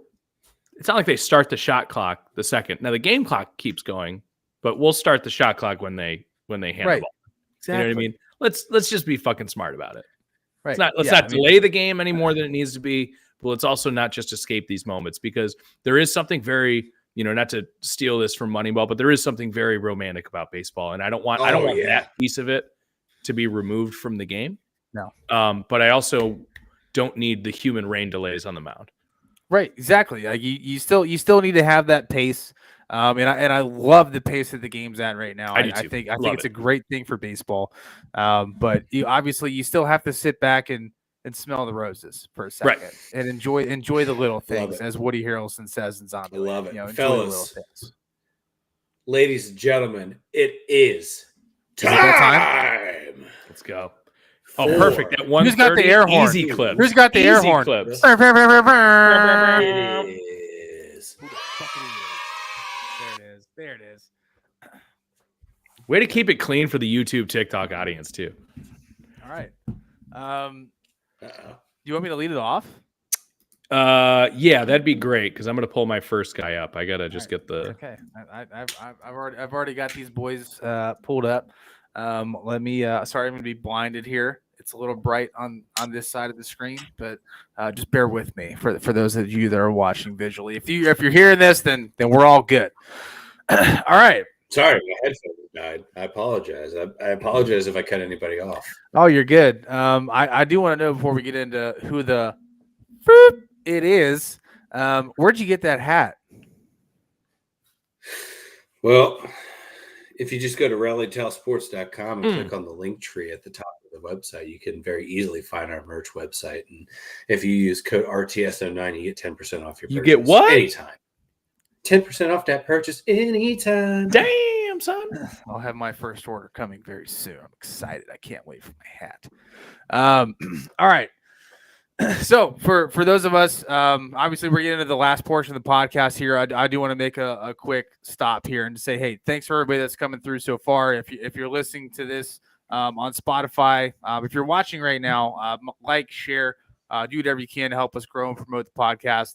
We want to get to the point where we can do this on a full-time basis and bring you guys more content every day, and just get this thing growing. So we appreciate everybody. Like, share. If you're on the podcast, on the website, Spotify, Apple Music, wherever you're at, Podbean, like the podcast, give us a rating, and holler at your boys. So the first make sure guy, it's 5 stars. If you're gonna give us a rating, make sure it's 5 stars. If you're gonna give us 3 stars, make sure you give us a damn good reason. All right, too hot. Yeah, maybe. All right, so first guy, who the fuck it is? This is a shooting guard, small forward. He was drafted in 2005. He went to high school in Texas. He was drafted by the Lakers in the 2nd round with the 9th pick, 39th overall in the 2005 NBA draft. He ended up playing for quite a few teams in the NBA. He started off with the Lakers, went to the Clippers, transitioned to the Nuggets and the Trailblazers, and then finished his career in Orlando. Averaged not a ton of points. 5.3 points. He's a role player. Shot 42% from the field. He went to Florida State. That was the college. And his NBA debut was November 24th, 2005. Oh. Right, can you run through those teams again for one more time? So it started Lakers, Clippers. So he's journeyman right off the rip. Right. Role player, obviously, not anybody super important. Lakers, Clippers, Nuggets, Trailblazers, Rockets, Celtics, and his last season was 2011-2012 in Orlando, where he played 33 games. Started one of them, so off the bench. Florida State. Florida State. Man, 75% free throw shooter, 42% from the field, averaged 5.3 points per game, and just under 1 assist. Jarrett Jack did not go to Florida State. He went to Georgia Tech. This is a tough one off the rip. this is a tough one. This is one that I pulled out of the gutter. I was like, I'm gonna go obscure off the rip and make this tough. Did Lou Williams get drafted by the Lakers? No, it's not Lou Williams. He had way more points than this that. This is way more obscure than Lou Williams. His name is kind of funny. It also is food related. Von Wafer. Damn it! I knew that would give it away. It's better than what I would have got because I would have never got. I knew that would give it away. Yeah, Von Wafer. Whole name: Vakatin Kamar Wafer. Von Wafer. Shooting guard, small forward out of Florida State. I would have never got there. Yeah, I knew I shouldn't have given the food hint. That was the one that was just dead giveaway. You just handed it to me. You just handed it to me in a sweet wafer batter. Oh boy, I haven't done this in a minute. I hope I can at least squeeze one out of this. All right. I'll go ahead and go with number 2 here. Okay. Notre Dame is the college. Luke Herringody. On to number 3. Dude, get out of my head. That's perfect.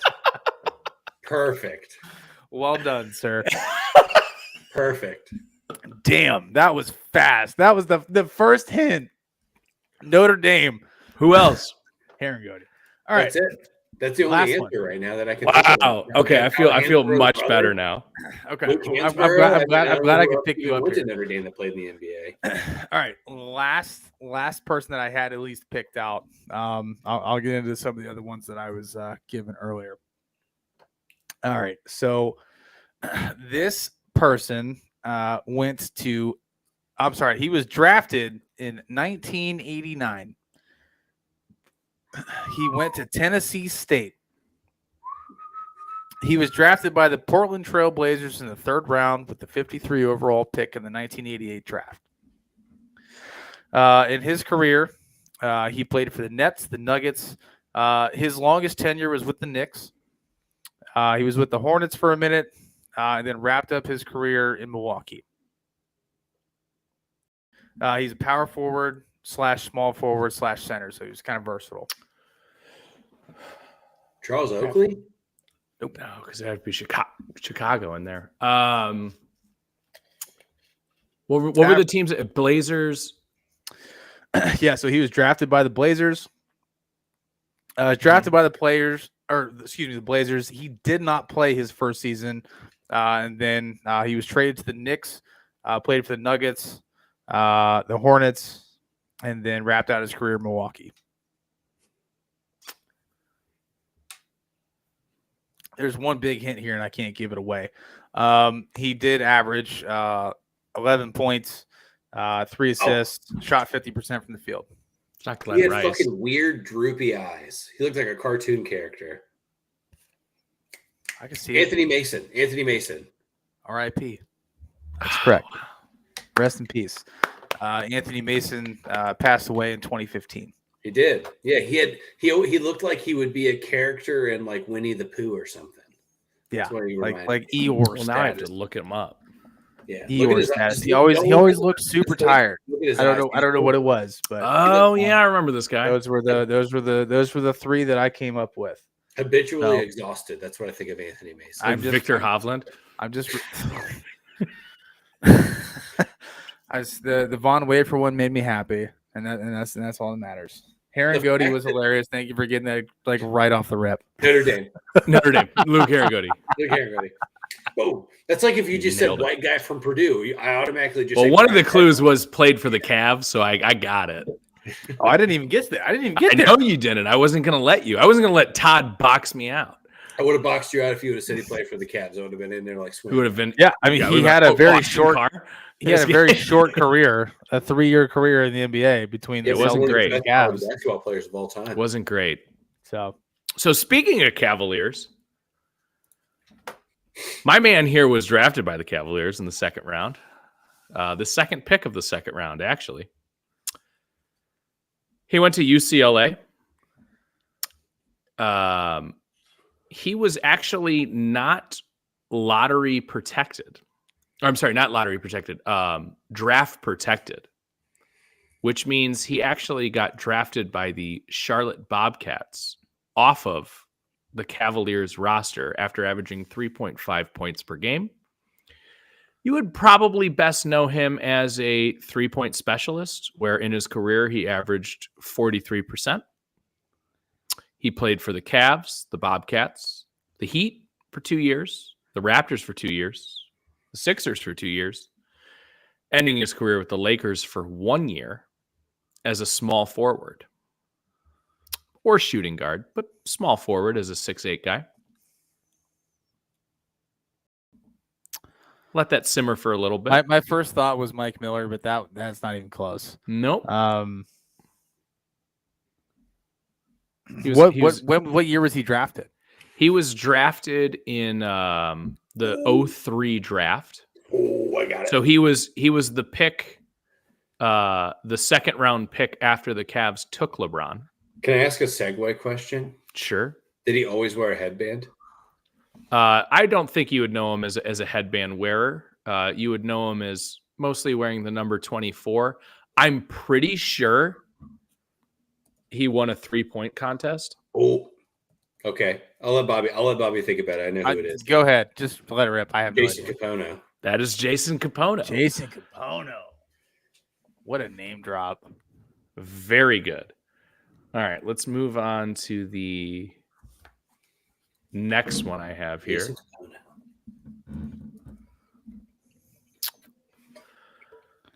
Capono. Alrighty here. Oh, wrong. This guy played in the NBA from 1996 to 2003. So that would be a very short career, but is a Hall of Famer. Okay. He played center. He was a 4th-round pick in the 1985 draft. He has a son who currently is an all-star in the NBA. He got drafted in 1995 or 85? No. 19. He got drafted in 1985. Did not play in the NBA until 1995. Wow. He's a Hall of Famer. He has a son who is in the league right now, who is an all-star.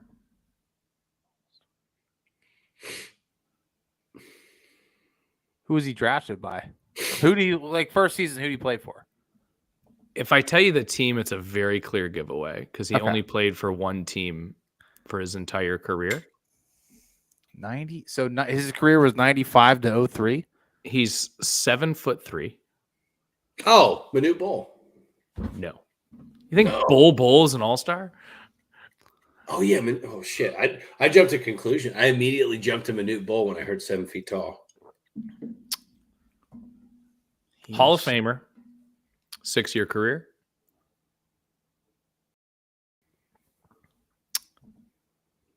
Drafted by the Portland Trail Blazers. Well, it can't be fucking Bill Walton. That's after Bill Walton. Luke Walton, also not an all-star. Funny story, though. He's an assistant coach for the Cavs. Saw him at a steak restaurant like 2-3 weeks ago. Just walked in, just being Luke Walton. Trying to think who has a son.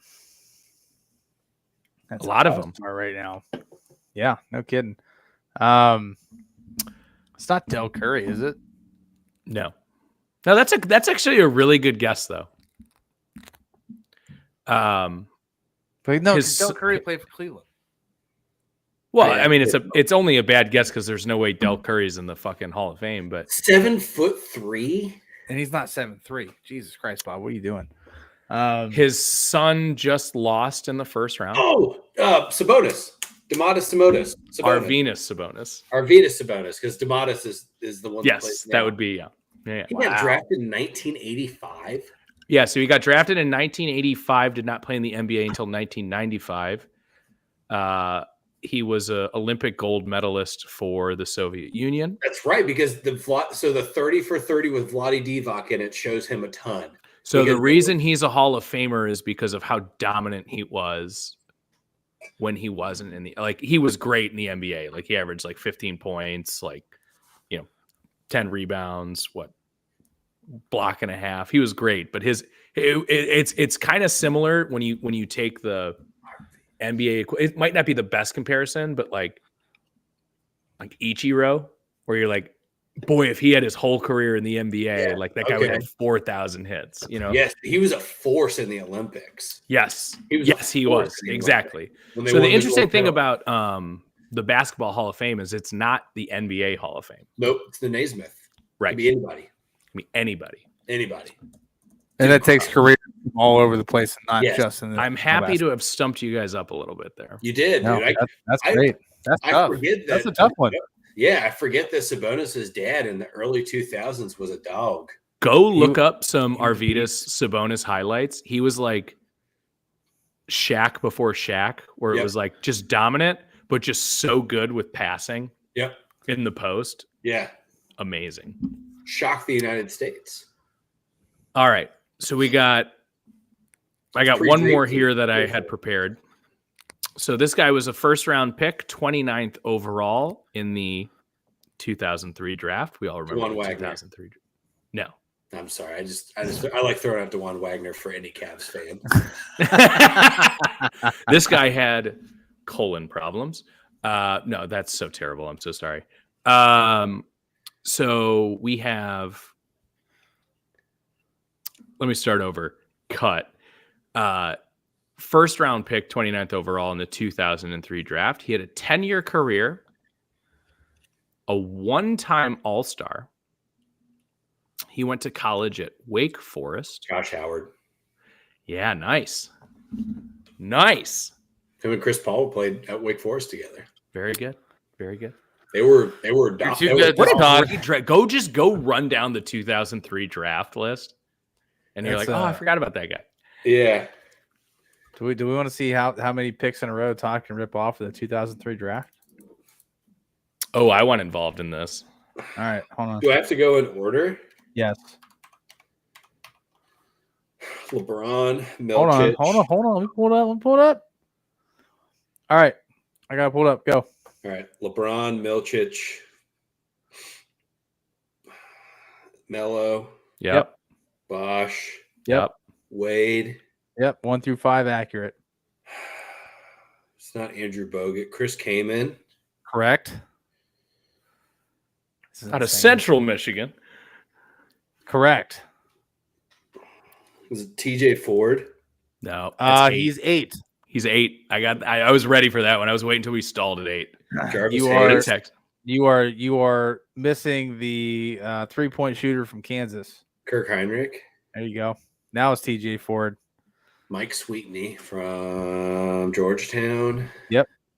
Jarvis Hayes. This is still impressive through 10. Yes, correct. You get 11. I'm just going to leave. Is it Nick Collison? That's 12. That would have been my. I was going to say that would have been my guess. Luke Ridnour? Nope. He was 14. What school? No. He did not go to a college. Foreign. Michael Petrus? Nice.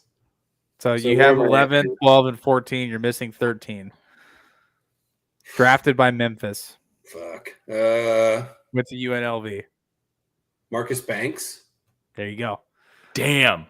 All right. Now you're on to 15 because you already got 14 at Luke Ridnour. Drafted by the Magic. Went to Louisville. Reese Gaines? God damn it. That's incredible. Number 16, BC, drafted by the Celtics. Oh, fuck. Is he white? This is a tough one. No. Point guard. Boston College? Oh, Nelson. Nope. No, he went to St. Joe's. Oh, right. A lot of foreign players in this draft, but not this guy. Delonte It's not done or not Dunley. What was the guy's name? Dudley. I honestly can't say what He only played in Did the NBA Dhani for 1 Jones year. go to- Did Dhani 1 year. Jones go to Boston College? He played in 6 games, started 0. So this is not a There's no popular guy. way. There's no way. Troy Because I know Bell. David West is somewhere in this ballpark too. Troy Bell. No, is you the would have. You could have said anybody's name there, and I wouldn't have believed you. Yeah. Okay. 17 foreign player. Went to Phoenix. Fuck. I think we're at the point where it's kind of we're at a David wash. West? David West is somewhere in there, right? He's For 18. New Orleans. He's the next. He's the next pick. After he's 18. I know there's one more. I know there's Saber one more. Kappa was 17. I know there's one more because he had significant minutes on the Cavs. 19, you'll know. He was drafted by the Jazz. I think I know this one. Pavlovic? It's Pavlovich. Yeah, because he was on the Cavs fucking finals roster. Yeah, and 07. then the next 2 guys you'll know. Dhani Jones is in there, right? He Yep, went to Duke. that's literally the next guy. Travis Outlaw. He's 23, so you got a little ahead of yourself. Barbosa's in there too. Barbosa's the second to last pick in the first. Oh, okay. Sorry. Josh Howard's 29, right? Yeah. Josh Howard was the last pick in the first. Boris Diaw? Correct. Boris Diaw is the next after Dante Jones. And then you've got I know one other I know one other guy from this draft here. What'd you say, Perkins? I knew Perkins was in it. Yeah, Kendrick Perkins was 27, Barbosa was 28, and Howard was 29. Outlaw was 23. This is also Jason Capone's and Luke Walton's draft, by the way. I just want to Jason Capono was drafted in the second round at the second pick of the second round. I also now I have to pull it up. Was in this draft. Can you fact check me on that? What's that? Keith Bogans is in this draft too somewhere. Now I have it pulled up. Yes, Keith Bogans was the 43rd pick. So is Kyle Korver. So you had Steve Blake in this draft. Kyle Korver was not in this draft. Kyle Korver was not in this draft. Was it after they won the national championship? Oh, no. I'm sorry. Kyle Korver was in this draft. 51. Yeah. The next pick was Zoran Planic. Then he had Travis Outlaw, Brian Cook out of Illinois. Carlos Delfino went to the Pistons. Oh, Lord. I forgot about Brian Cook. Holy shit. And Doobie Eby went to the Timberwolves. And then you obviously cleared out the first round. The 2000s were the era where you just drafted foreign guys on a wing and a prayer. Yeah. So some other notable names in this draft: Mo Williams. Yeah. 47. Yep. He was at 47. He went to the Jazz. Mm-hmm. Let's see here. Cavs got him. Matt Bonner. James Jones, drafted by the Pacers out of Miami. Dude, I forgot about James Jones. Zaza Pachulia was also Keith in this Bogans. draft. Yeah, Keith Bogans. This draft was deep. That's what I'm saying, dude. Keith Bogans would have been for Milwaukee, right? James Jones.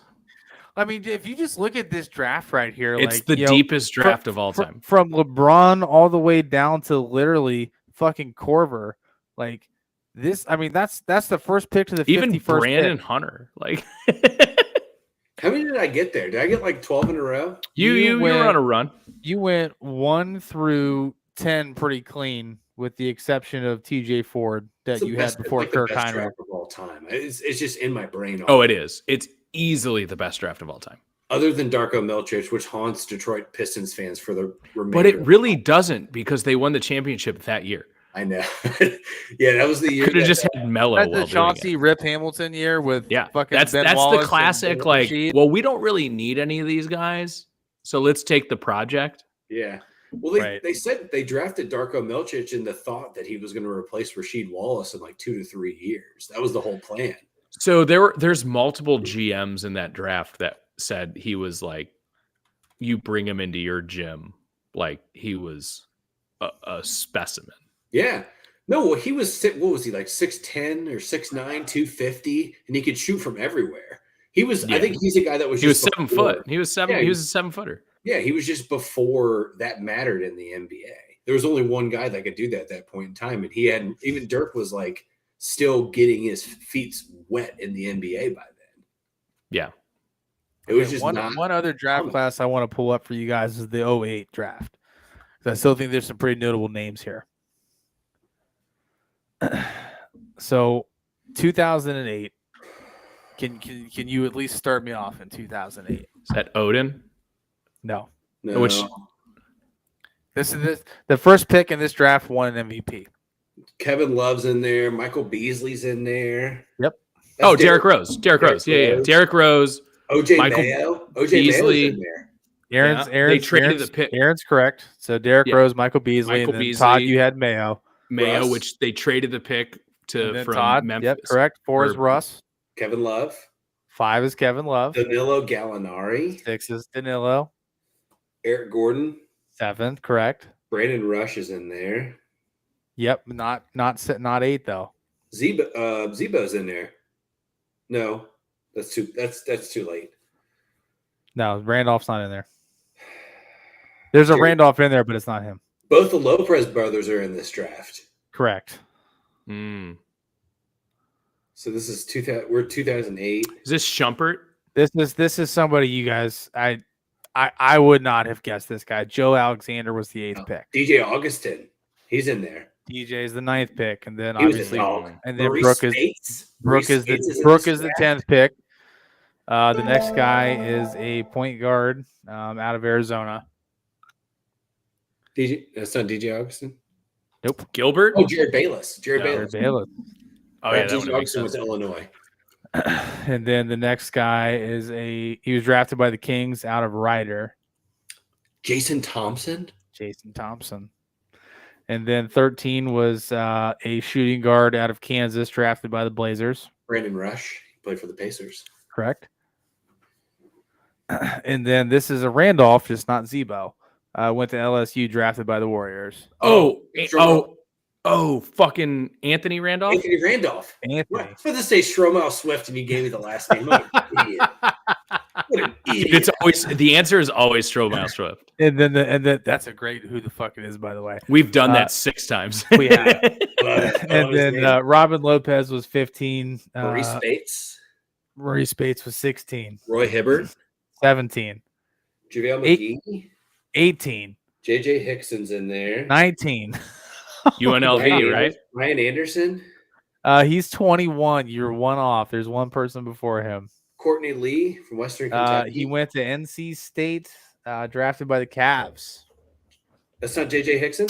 It is JJ Hickson. Well, you said JJ Hickson, yeah. I did say JJ Hickson. Yeah. Oh, okay. My apologies.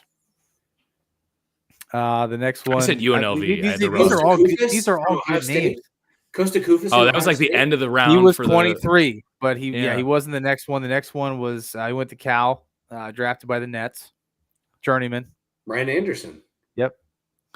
And then Western Kentucky. I'm convinced Todd has this this pulled up. Now we're just getting. Western Kentucky drafted by the Magic at 22, shooting guard.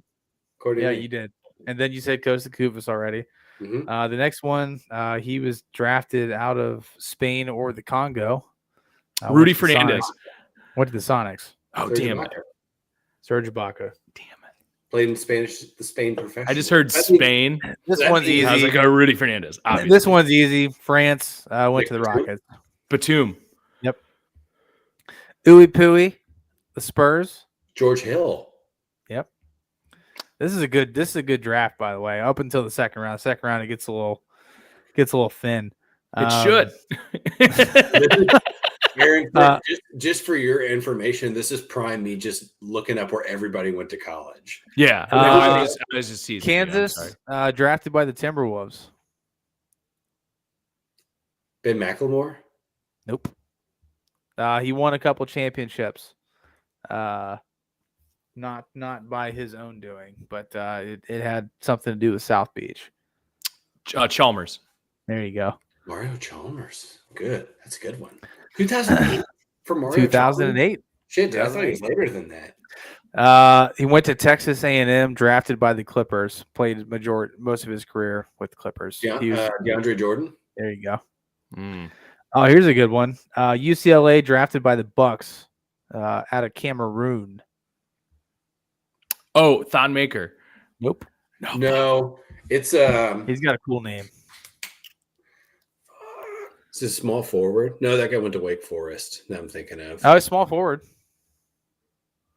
Oh, Luke Badamute.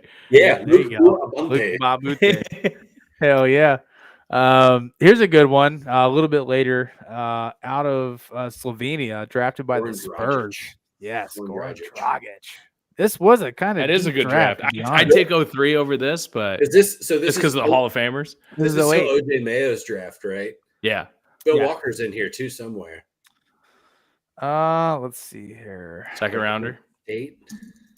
Went to North College Hill High School in Cincinnati. Bill Walker was 47, drafted by the Wizards. That's it. That's all I got left in here.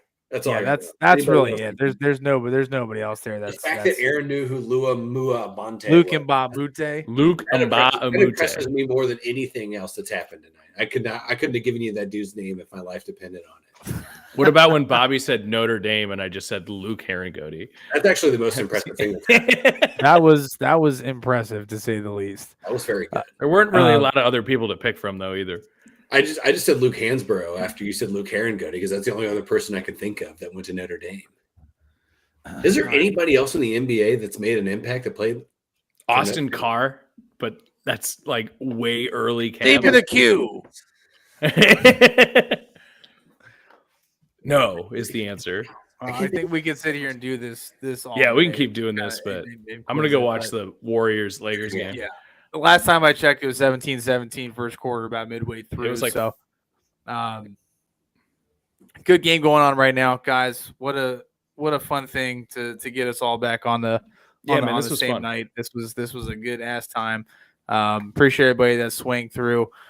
Brian, Josh, Carp, Pops, everybody who stopped by and dropped some comments and added to the conversation. We appreciate you guys. If you're catching this on the podcast, like I said, please make sure you like, share, tell somebody that you love and adore what we're doing here. Definitely trying to make this thing grow, and we want you guys to be a part of it. So appreciate everybody swinging through. For Todd, for Aaron, and myself, you guys have a wonderful evening, and we'll see you guys next Wednesday with the Generous Degenerates featuring Aaron and Corey. Peace. Peace.